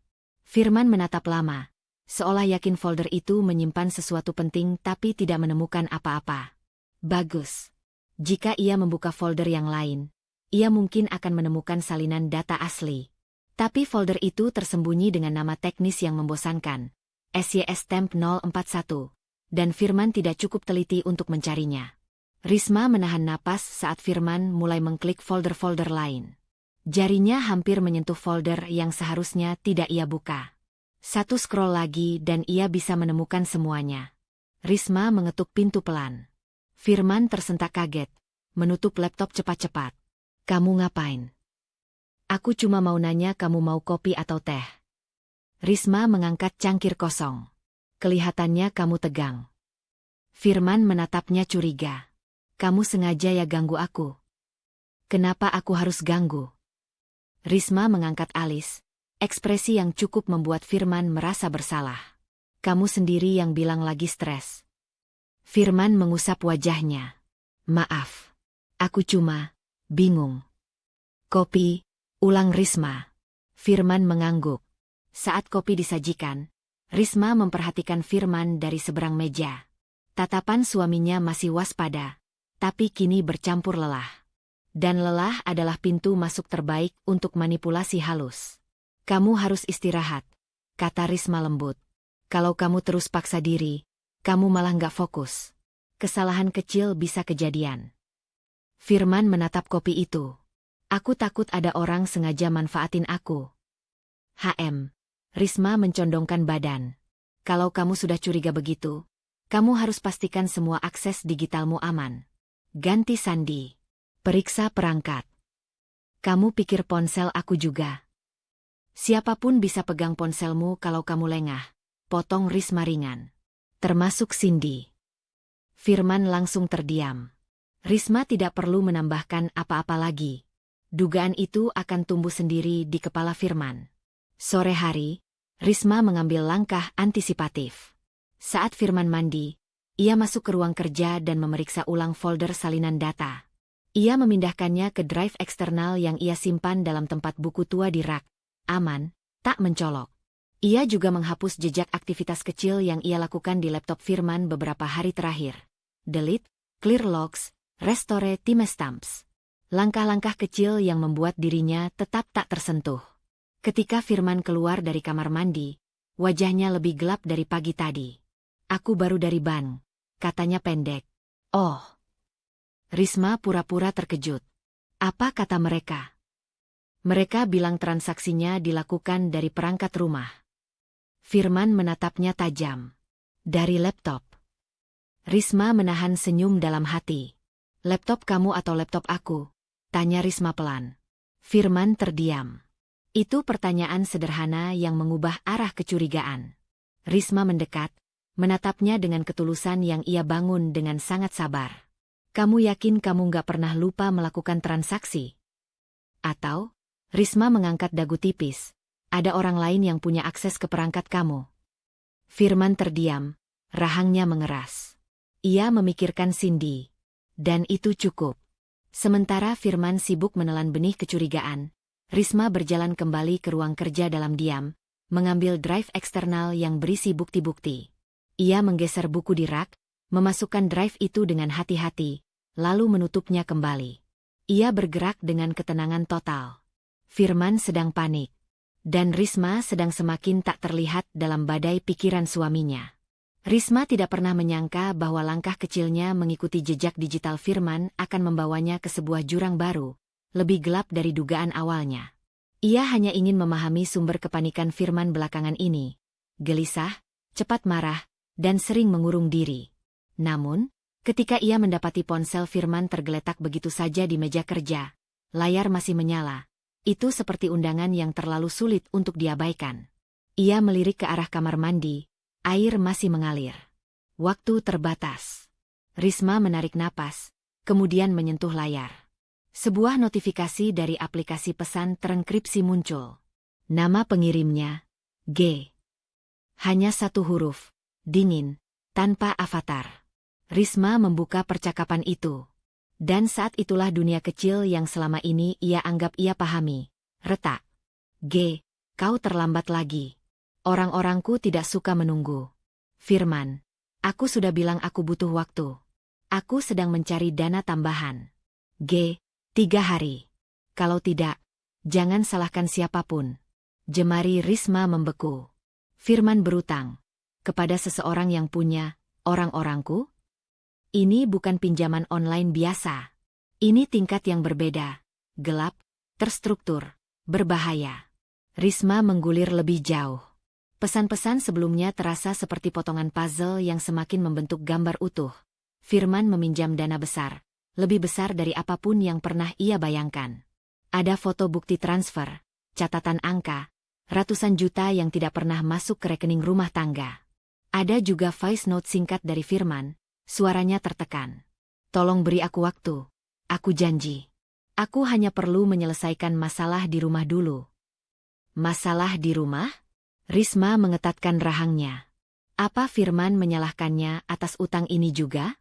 Risma menutup pesan itu dan kembali menelusuri ponsel. Ia membuka folder yang semula tersembunyi. Ternyata Firman menyembunyikannya sangat buruk. Di dalamnya terdapat foto-foto percakapan Firman dan Cindy, beberapa diambil dari layar laptop, beberapa dari ponsel Cindy sendiri. Dan semua itu terhubung. Cindy meminta uang. Banyak. Bahkan mengungkit rencana, masa depan mereka, yang Firman pernah janjikan. Firman, entah karena dungu atau buta, membiarkan dirinya terjerat permintaan Cindy, hingga akhirnya meminjam uang ke pihak yang salah. Jadi ini alasanmu, Firman, desis Risma pelan. Ia menggenggam ponsel itu, merasakan gemetar halus dari tangannya sendiri. Kaget? Tentu. Tapi ia tidak tenggelam dalam rasa takut. Ia justru merasa pikirannya menjadi sangat jernih, sejernih air yang beriak setelah badai. Situasi ini membuka semua peta kekuasaan. Selama ini, Firman dan Cindy merasa mereka memegang kendali. Mereka pikir Risma hanya istri bodoh yang tidak tahu apa-apa, yang hanya bisa diam ketika dihina, ditinggalkan, dan diperlakukan seperti hiasan di rumah sendiri. Tapi ternyata, di balik tirai rahasia mereka, Firman sedang berdiri di atas pasir yang sangat rapuh. Utang sebesar itu, kepada orang seperti G. Cindy memanfaatkan dia untuk stabilitas dan gaya hidup. Firman tergantung pada Cindy untuk validasi dan pelarian. Dan sekarang, dua-duanya sedang berada di ambang kehancuran, bahkan sebelum Risma menyentuh mereka. Risma menutup ulang aplikasi itu tepat ketika pintu kamar mandi terbuka. Firman keluar dengan rambut masih basah, wajah lelah, tapi matanya menatap Risma penuh kecurigaan, seolah ia merasakan sesuatu. Ngapain kamu? Firman bertanya, intonasinya kasar, mencoba menyembunyikan kegelisahan. Risma menoleh perlahan, ekspresinya datar namun tidak memicu provokasi. Nggak apa-apa. Tadi HP kamu nyala sendiri. Aku matiin biar baterainya nggak habis. Firman sekilas melirik ponselnya, lalu memandang Risma lagi, lama, menimbang. Namun kecemasan di matanya justru semakin memberi Risma keyakinan bahwa ia berhasil menyelinap tanpa jejak. Lain kali jangan sentuh barang yang bukan milik kamu. Firman menggerutu sambil berjalan ke lemari. Kalau kamu nggak mau disalahpahami, jaga barang kamu baik-baik, jawab Risma ringan. Kalimatnya netral, tapi Firman tampak tertampar. Ia buru-buru mengganti pakaian. Gerakannya gelisah. Ponsel itu tidak pernah lepas dari genggaman. Seolah nyawanya ada di sana. Risma memperhatikan tanpa terlihat seperti memperhatikan. Semakin jelas, Firman dalam ketakutan. Dan seseorang yang sedang takut adalah seseorang yang bisa ia kendalikan. Malam itu, setelah Firman tertidur, atau pura-pura tertidur, Risma duduk di ruang tamu. Lampu temaram membuat refleksinya di kaca jendela tampak seperti sosok lain yang tenang dan misterius. Di atas meja, ia meletakkan catatan kecil, rangkuman singkat dari pesan-pesan Firman dan angka utang, dan foto-foto Cindy. Bukti. Bukan untuk konfrontasi, tapi untuk senjata. Ia bukan ingin menghancurkan mereka secara membabi buta. Ia ingin mereka jatuh oleh kesalahan mereka sendiri, dan Risma hanya perlu menyentuh titik yang tepat. Dan kini, ia tahu titik itu. Hutang. Pihak berbahaya. Ketergantungan Firman pada Cindy. Ketakutan Cindy kehilangan sumber uang. Hubungan mereka yang retak di bawah tekanan. Semua itu digenggam Risma sekarang. Risma memejamkan mata sejenak, mengatur napas. Ia tidak merasa menang, belum. Tapi jelas ia berada di posisi yang jauh lebih kuat dibanding sebelumnya. Ketika ia membuka mata, wajahnya mengeras dengan tekad baru. Sekarang aku yang memegang kartunya, bisiknya. Ia meraih catatan itu, melipatnya rapi, lalu menyelipkannya ke tempat aman yang hanya ia tahu. Mulai malam ini, permainan berubah, dan Risma bukan lagi pion. Ia adalah pemain yang memegang kunci rahasia paling berbahaya dalam hidup Firman. Dan ia sudah tahu persis bagaimana menggunakannya. Firman sudah mulai berubah sejak beberapa hari lalu. Namun pagi ini kegelisahannya mencapai titik yang hampir mengusik udara di rumah. Ia mondar-mandir di ruang tamu, menatap ponselnya setiap beberapa detik, jemarinya mengetuk-ngetuk meja tanpa pola. Suara napasnya pendek, seperti seseorang yang sedang menunggu vonis. Risma memperhatikannya dari dapur, berpura-pura sibuk menyeduh teh. Wajahnya tenang, hanya sesekali melirik, cukup agar terlihat wajar. Ia tidak perlu ikut campur secara langsung, situasinya akan mengarah ke sana dengan sendirinya. Notifikasi ponsel Firman berbunyi. Ia bereaksi seperti tersengat listrik. Setelah membuka pesan itu, warna wajahnya memudar. Risma tahu dari siapa pesan itu berasal. Pihak yang menguasai napas Firman belakangan ini. Pesan yang ia baca saat mencuri kesempatan tempo hari. Pesan ancaman yang tidak butuh penjelasan panjang untuk dimengerti. Astaga, gumam Firman lirih. Ia menekan ponselnya ke meja dengan suara keras. Risma tipe orang yang biasanya bertanya, kenapa? Tapi hari ini ia tidak perlu berperan seperti itu. Ia cukup diam, keheningannya justru memaksa Firman menenggelamkan diri lebih jauh ke dalam kecemasannya. Ia menyeduh teh lebih lama dari biasanya, menunggu Firman berbicara terlebih dahulu. Tak lama, Firman akhirnya membuka suara. Suaranya pecah. Kenapa semuanya jadi begini ya, Riz? Kalimat itu menyiratkan banyak hal. Penyesalan, ketakutan, dan kehilangan kendali. Tepat seperti yang Risma harapkan terjadi. Risma menatapnya sejenak, seolah bingung. Begini gimana? Firman mengusap wajahnya kasar. Aku lagi banyak tekanan. Urusan kerjaan, uang, semuanya kacau. Kerjaan atau uang? Risma bertanya lembut, seakan polos padahal ia mengarahkan. Dua-duanya. Firman meraih ponselnya lagi dengan gemetar. Ada orang, ada proyek yang harus aku selesaikan cepat, tapi dana yang harus aku putar nggak balik-balik. Risma hampir ingin tersenyum. Ia tahu itu bohong. Firman jelas sedang menyamarkan soal utangnya. Tapi ia tidak menantang. Tidak sekarang. Kalau butuh bantuan, kamu bilang, katanya kalem. Firman menatapnya, mata merah, seperti mencari celah untuk bersandar. Tapi ia tahu ia tidak bisa jujur. dan itu membuatnya makin tertekan. Persis yang Risma inginkan. Sementara itu, Cindy berada di sisi lain kota, tetapi tekanan yang sama sedang menghantamnya.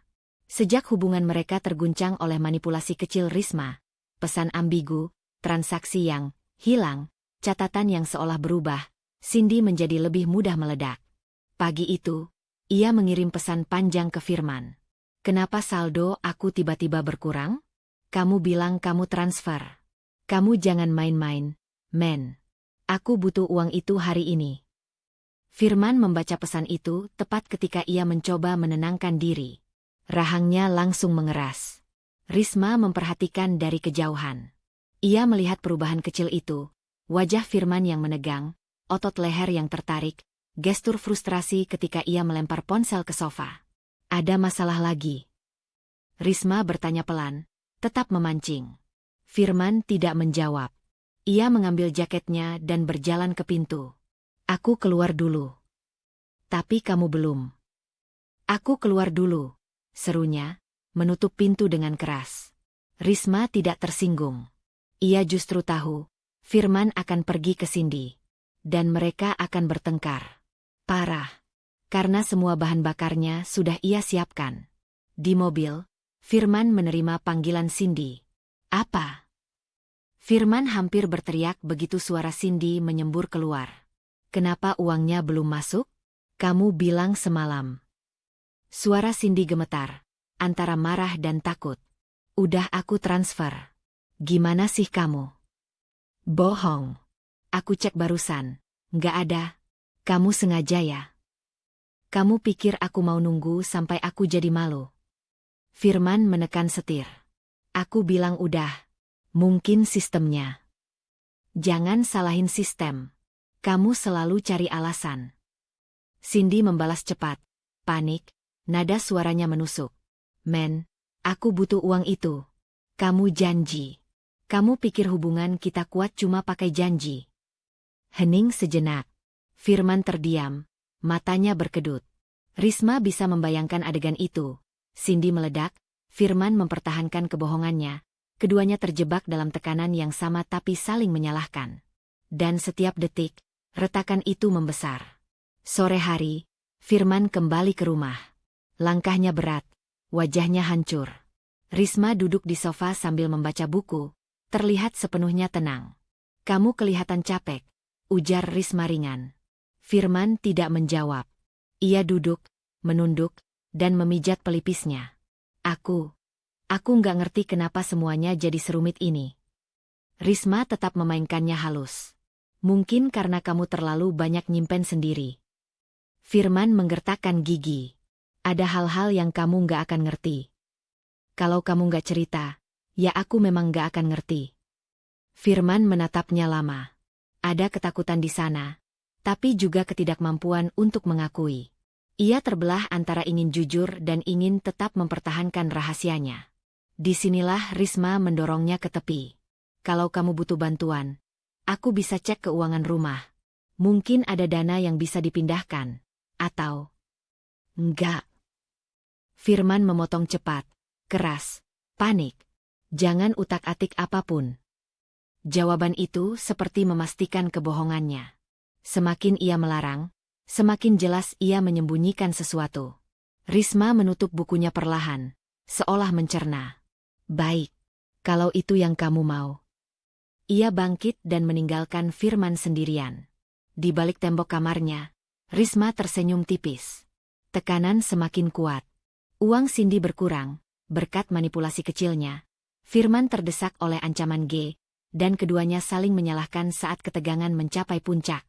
Dan malam itu, Firman menerima pesan baru. "G, besok. Batas terakhir.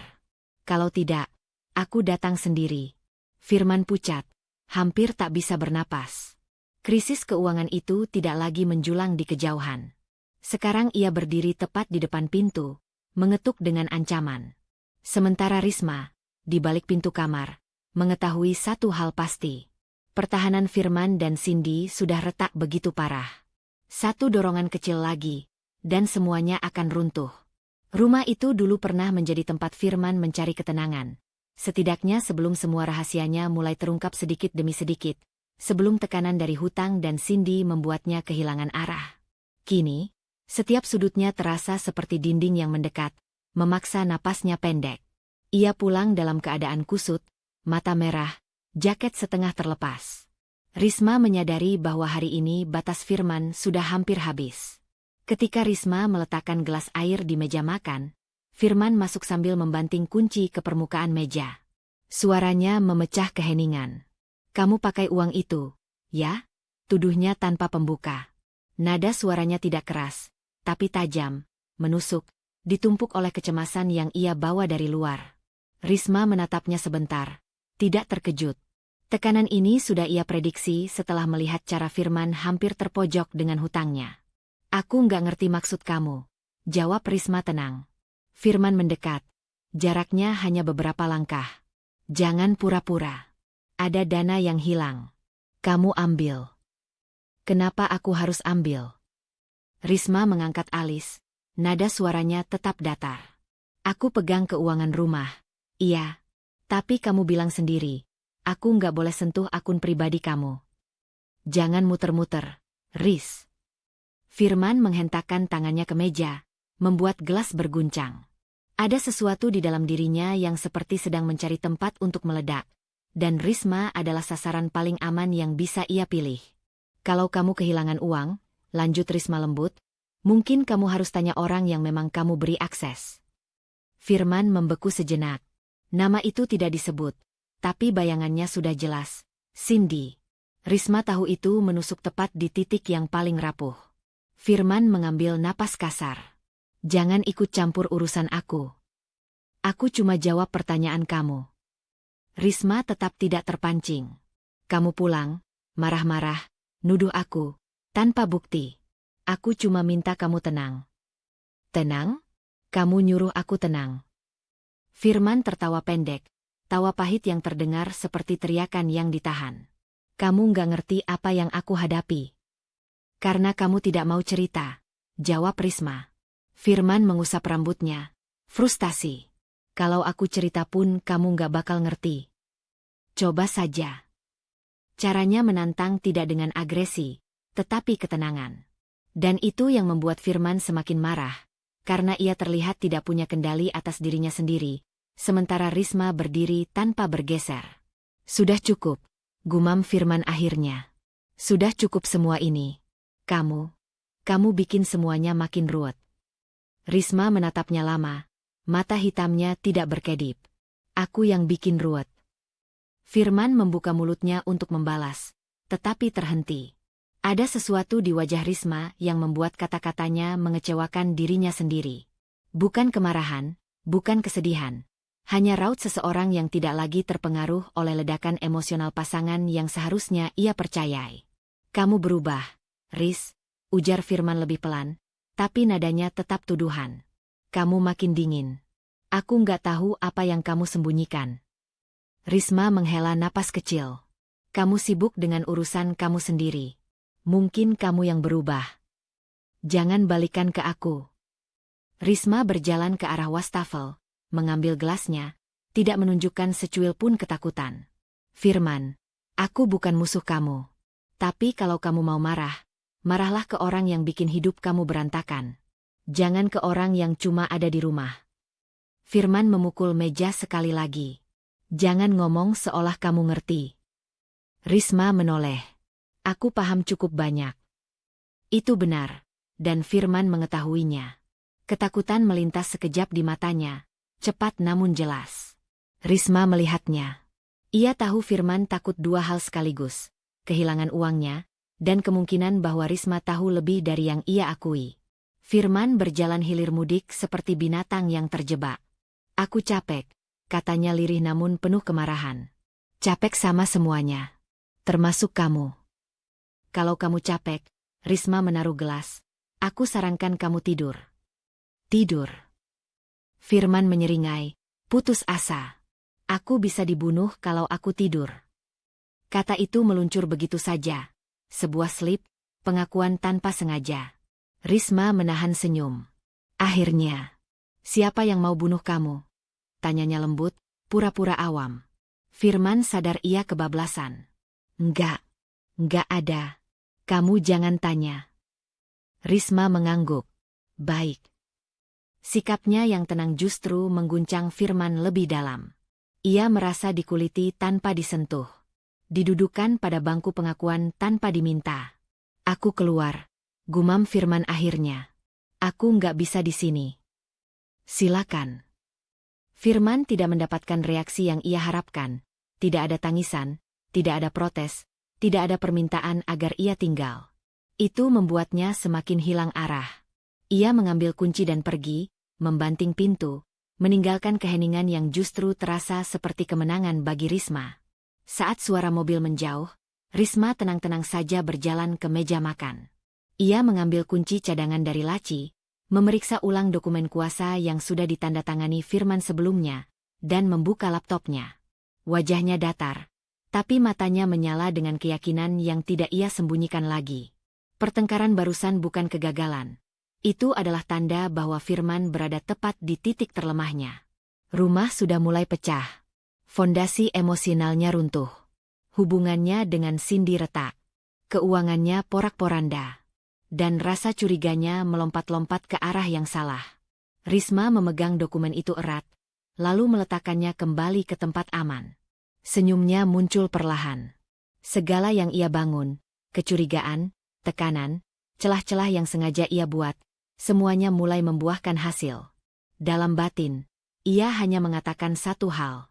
Waktunya semakin dekat. Setelah ini, tidak ada yang bisa menyelamatkan Firman dari runtuhnya dirinya sendiri. Dan malam itu, Risma tahu tepat apa yang harus ia lakukan selanjutnya. Pukulan final sudah di depan mata. Ia hanya perlu menjatuhkannya dengan presisi. Pagi itu udara terasa ringan bagi Risma. Ringan bukan karena bebannya hilang, tetapi karena ia akhirnya berada di titik di mana semua potongan yang ia kumpulkan siap dipasangkan menjadi satu langkah besar. Dokumen-dokumen yang telah ia amankan selama berminggu-minggu tertata rapi di dalam map hitam.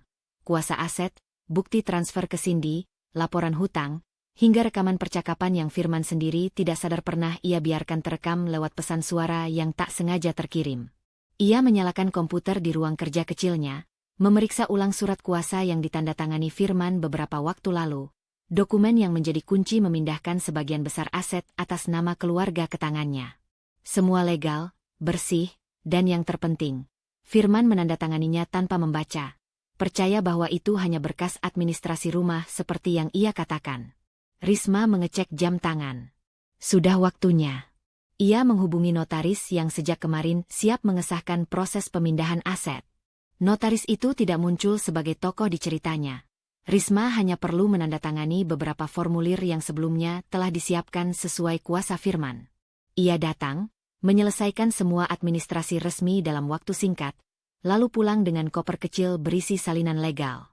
Dengan itu, harta yang selama ini Firman sembunyikan, termasuk investasi, dana darurat perusahaan, dan rekening yang ia pikir tidak mungkin Risma ketahui, telah berpindah ke tangan istri sahnya.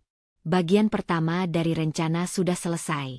Bagian kedua adalah yang akan benar-benar menghancurkan Firman. Kantor Firman berada di gedung bertingkat yang tampak megah dari luar. Tapi Risma tahu betul bahwa tempat itu sangat sensitif terhadap reputasi. Setiap pegawai, setiap pemimpin, hidup dari citra profesional. Skandal kecil bisa menjadi racun yang menyebar cepat, apalagi skandal yang menyangkut moral dan keuangan. Risma masuk melalui lobi dengan langkah mantap. Keamanan mengenali namanya sebagai istri Firman dan mempersilakan ia naik tanpa banyak pertanyaan. Ia membawa map hitam itu di tangan, tidak sedikit pun berusaha menyembunyikannya. Saat pintu lift terbuka di lantai tempat divisi Firman bekerja, suasana kantor tampak sibuk. Telepon berdering, orang hilir mudik dengan wajah serius.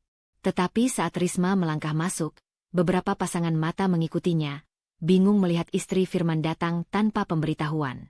Risma langsung menuju ruang rapat kecil yang pintunya sedikit terbuka.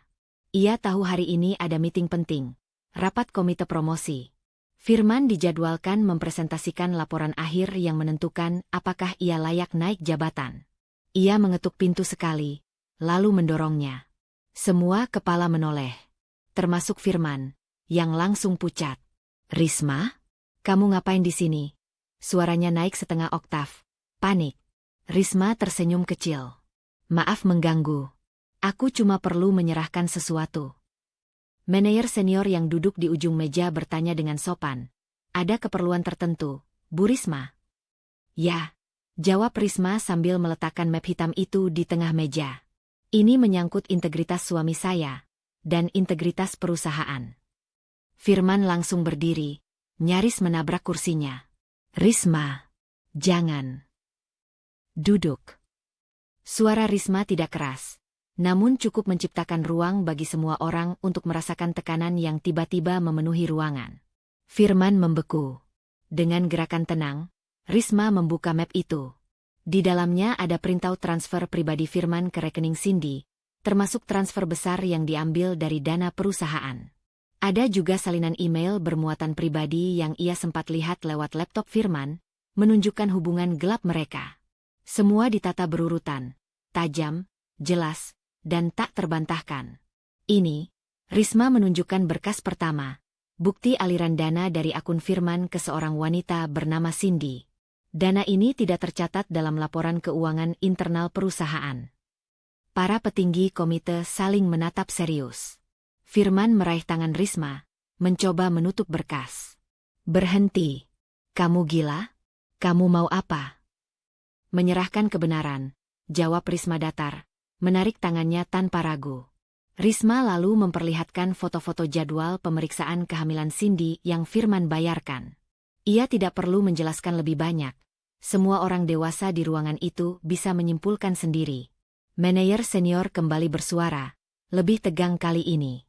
Firman, apa ini benar? Firman basah oleh keringat.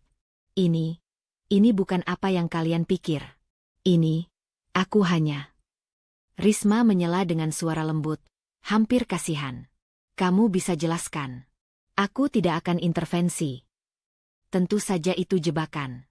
Firman gelagapan. Ia meraih berkas lain, membuka mulut beberapa kali tetapi tidak ada kata yang keluar. Semakin ia berusaha, semakin jelas bahwa ia tenggelam. Ia tidak bisa menyalahkan Risma tanpa mencoreng dirinya sendiri. Ia tidak bisa mengakui tanpa menghancurkan karirnya. Cindy menelpon saat itu juga. Layar ponselnya menyala di meja, menampilkan namanya jelas. Semua mata melihat. Hening menutup ruangan seperti selimut berat. Manajer senior menegakkan punggungnya. Firman, kamu diskors sementara untuk investigasi internal. Serahkan ID kantor.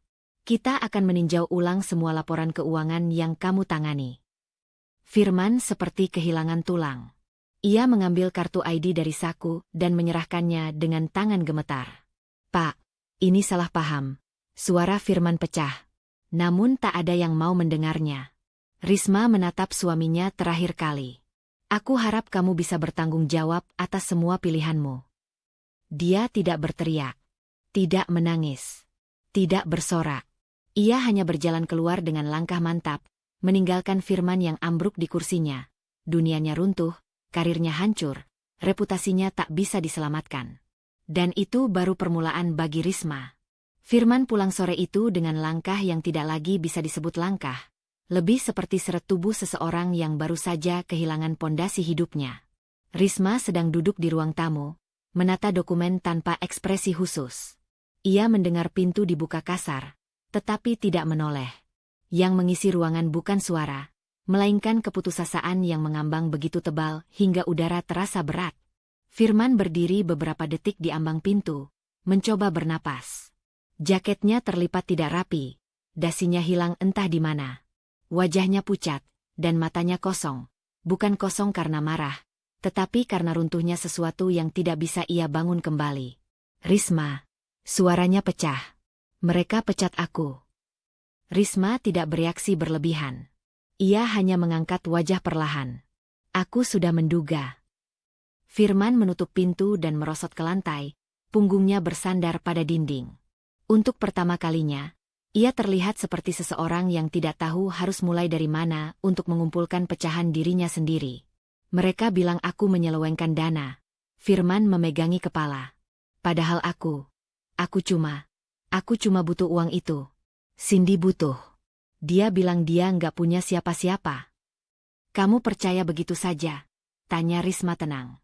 Firman menelan ludah, tidak menjawab. Risma menatapnya tetapi tidak mendekati. Ia memilih netral, tidak menunjukkan kemenangan atau belas kasihan.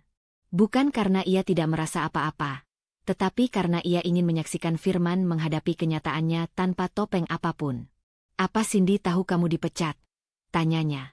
Firman tertawa pendek, tertawa yang tidak punya tenaga sama sekali. Dia marah. Dia bilang aku ngehancurin masa depan anaknya. Katanya aku nggak berguna kalau nggak punya apa-apa. Risma tidak perlu merespons. Kalimat itu sudah bisa diuji sendiri. Firman melanjutkan. Dia pergi. Katanya dia nggak mau ngurusin hidupku yang berantakan. Dia blokir nomorku. Risma memperhatikan perubahan ekspresinya. Bukan drama, bukan amarah, hanya kehampaan yang datang ketika seseorang benar-benar kehilangan pegangan terakhirnya. Uang kamu habis, tanya Risma. Aku lihat semua rekening tadi. Firman memalingkan wajah seolah malu pada dirinya sendiri. Kosong, Riz. Semuanya. Aku bahkan gak bisa bayar cicilan akhir bulan ini. Keheningan di antara mereka tidak panjang, namun terasa menghimpit. Risma tahu sebagian besar uang itu kini berada di tangannya. Hanya saja ia tidak merasa perlu menyampaikan apapun. Semua itu tertulis secara legal dan sah, dan Firman sendiri yang memberikannya kuasa. Firman berbicara lagi, lebih lirih. Kamu benci aku, kan? Risma tidak menjawab langsung. Ia bangkit dari sofa, menata map di meja, lalu berkata, aku cuma melihat kenyataan, Firman. Firman memukul lantai pelan, frustasi menelusup dari gerakannya. Aku kehilangan semuanya, Riz. Jabatan, uang, Cindy, semuanya hilang dalam sehari. Itu konsekuensi, ujar Risma sederhana. Firman menatapnya, dan di matanya ada pengakuan yang tidak ia ucapkan, bahwa ia tahu Risma sudah melihat semuanya jauh sebelum ia jatuh. Bahwa ia tahu Risma tidak butuh skandal itu untuk membalas, karena hidup sendiri sudah cukup menghukum. Kenapa kamu nggak pergi? Firman bertanya dengan suara rusak. Kenapa kamu nggak ninggalin aku? Risma tidak beranjak dari tempatnya. Itu pilihan kamu, bukan pilihanku. Firman mengerutkan kening. Maksudnya? Kamu memilih berbohong. Kamu memilih Cindy. Kamu memilih menyembunyikan uang. Kamu memilih merusak kariermu sendiri. Semua ini pilihan kamu. Firman menutup mata. Pernyataan Risma tidak mengandung kemarahan, tapi itu justru membuatnya lebih menyakitkan. Tidak ada tuduhan, hanya fakta yang disampaikan tanpa belas kasihan. Ia terdiam lama, memandangi lantai. Napasnya naik turun seperti seseorang yang berjuang menahan diri untuk tidak meledak ke dalam keputusasaan. Risma, suaranya retak. Aku nggak punya tempat lagi. Risma menatapnya, tidak bergerak. Aku tahu. Kamu masih izinkan aku tinggal di sini? Firman bertanya, suaranya penuh rasa malu. Risma menarik napas perlahan. Tinggal saja, jawabnya. Tapi kamu harus hadapi semua akibat perbuatanmu. Aku nggak akan bantu kamu menutupi apapun. Firman mengangguk lemah, tanda ia paham bahwa ia tidak lagi punya kekuatan untuk bernegosiasi. Tanpa peringatan, ia merangkak mendekati meja makan dan duduk bersandar pada kaki meja itu, seolah tubuhnya tidak punya energi untuk mempertahankan posisi lain. Tangannya gemetar, bukan karena takut pada Risma, tetapi karena ia benar-benar tersungkur. Dalam posisi itu, ia terlihat kecil, hancur, dan kehilangan semua kegagahan yang dulu ia banggakan. Risma memperhatikannya tanpa komentar. Ia tidak merayakan kekalahan suaminya. Tidak menyakiti, tidak menampar dengan kata-kata. Ia hanya berdiri sebagai saksi bahwa apa yang terjadi hari ini adalah hasil dari pilihan Firman sendiri. Dan malam itu, ketika Firman terisak pelan di lantai sambil memegang kepalanya, Risma melihat sesuatu berakhir dengan pasti. Kekuatan Firman atas hidupnya telah benar-benar hilang. Ia tidak menyentuh Firman, tidak menenangkannya, tapi ia tidak pergi. Dan dalam diam, Firman merayap mendekati kaki Risma, tanpa kata, seperti seseorang yang tidak lagi punya sisa untuk dipertahankan. Ia kembali dalam keadaan tersungkur. Tanpa sisa. Pagi itu rumah terasa sunyi, tetapi bukan sunyi yang mencekam. Lebih seperti jeda sebelum seseorang menarik napas panjang dan melangkah keluar dari lingkaran hidup yang menahan selama bertahun-tahun. Risma membuat teh hangat, matanya menatap jendela yang sedikit berembun.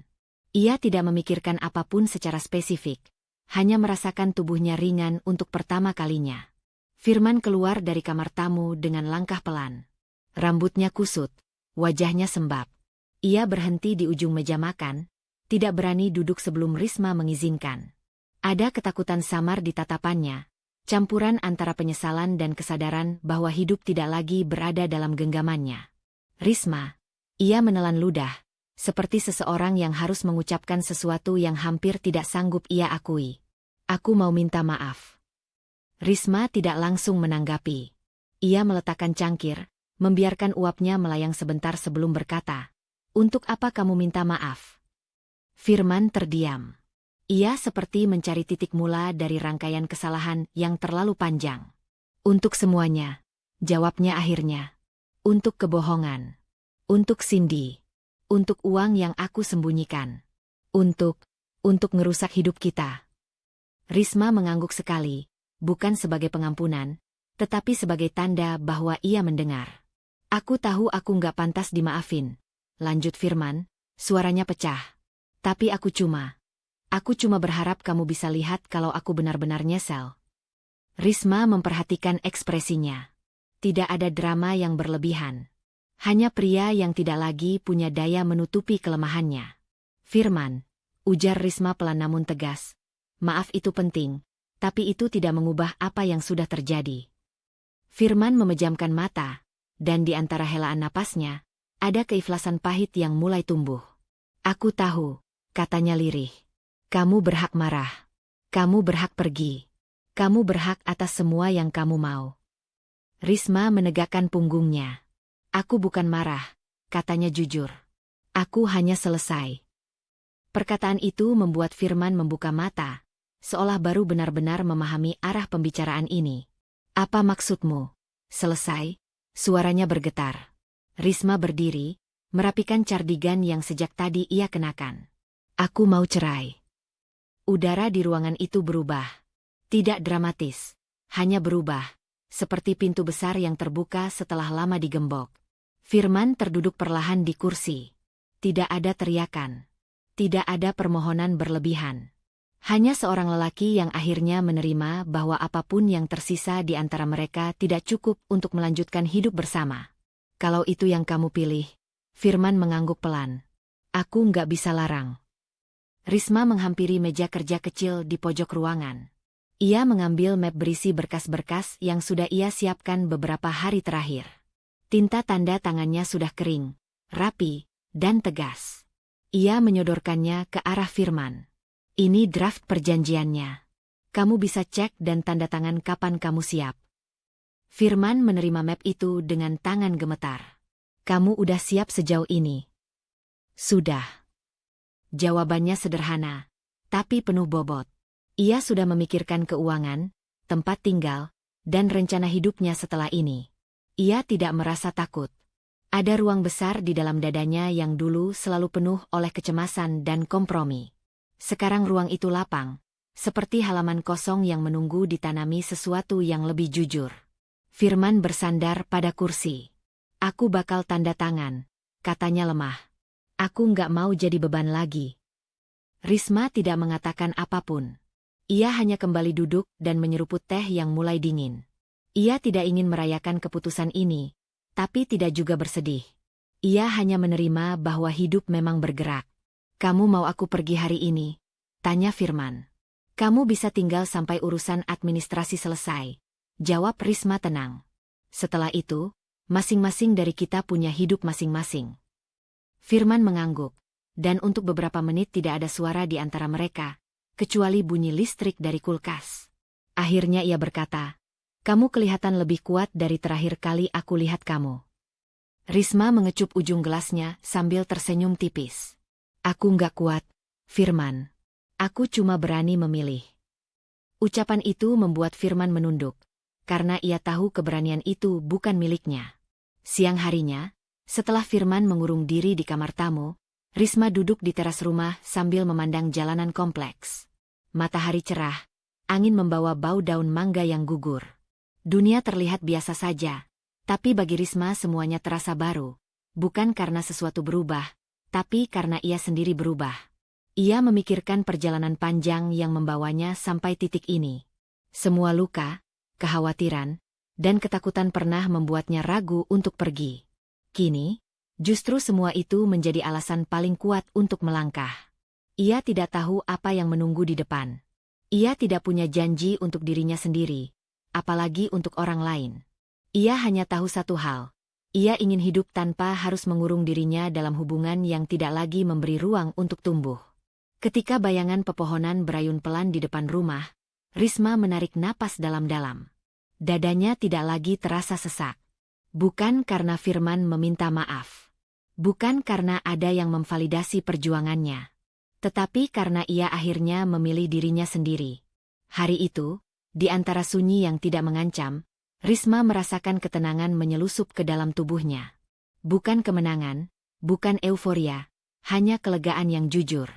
Dan untuk pertama kalinya, ia merasa benar-benar terbebas. Dalam hubungan apapun, tidak ada yang berhak meremehkan keberanian seseorang untuk memilih dirinya sendiri. Kadang, cinta membuat kita bertahan terlalu lama di tempat yang tidak lagi sehat. Namun ingatlah, menghargai diri sendiri bukanlah bentuk egoisme, melainkan fondasi dari hidup yang jujur dan damai. Jika kamu berada di titik persimpangan, bingung, terluka, atau merasa sendirian, ketahuilah bahwa langkah kecil ke arah yang benar tetap lebih baik daripada bertahan di jalan yang menyesakan. Kamu pantas mendapatkan hubungan yang aman, setara, dan penuh penghargaan. Jadilah lembut kepada dirimu, tetapi juga tegas terhadap masa depanmu. Karena setiap orang berhak menemukan kembali dirinya, kapanpun dan dimanapun ia siap melangkah. Terima kasih telah mengikuti kisah ini hingga akhir. Semoga cerita Risma memberikan kekuatan, pembelajaran, atau sekadar pengingat bahwa hidup selalu memberi kesempatan baru bagi mereka yang berani memilih. Sampai jumpa di cerita berikutnya. Tetap hangat, tetap kuat, dan tetap mencintai dirimu sendiri. Berikut hoax pembuka 1 kalimat, 3 baris, kuat dan langsung menggigit. Aku pikir rumah tanggaku hanya retak. Sampai hari itu aku melihat suamiku menggenggam tangan perempuan lain. Dan senyumanku berubah menjadi awal dari kehancuran mereka.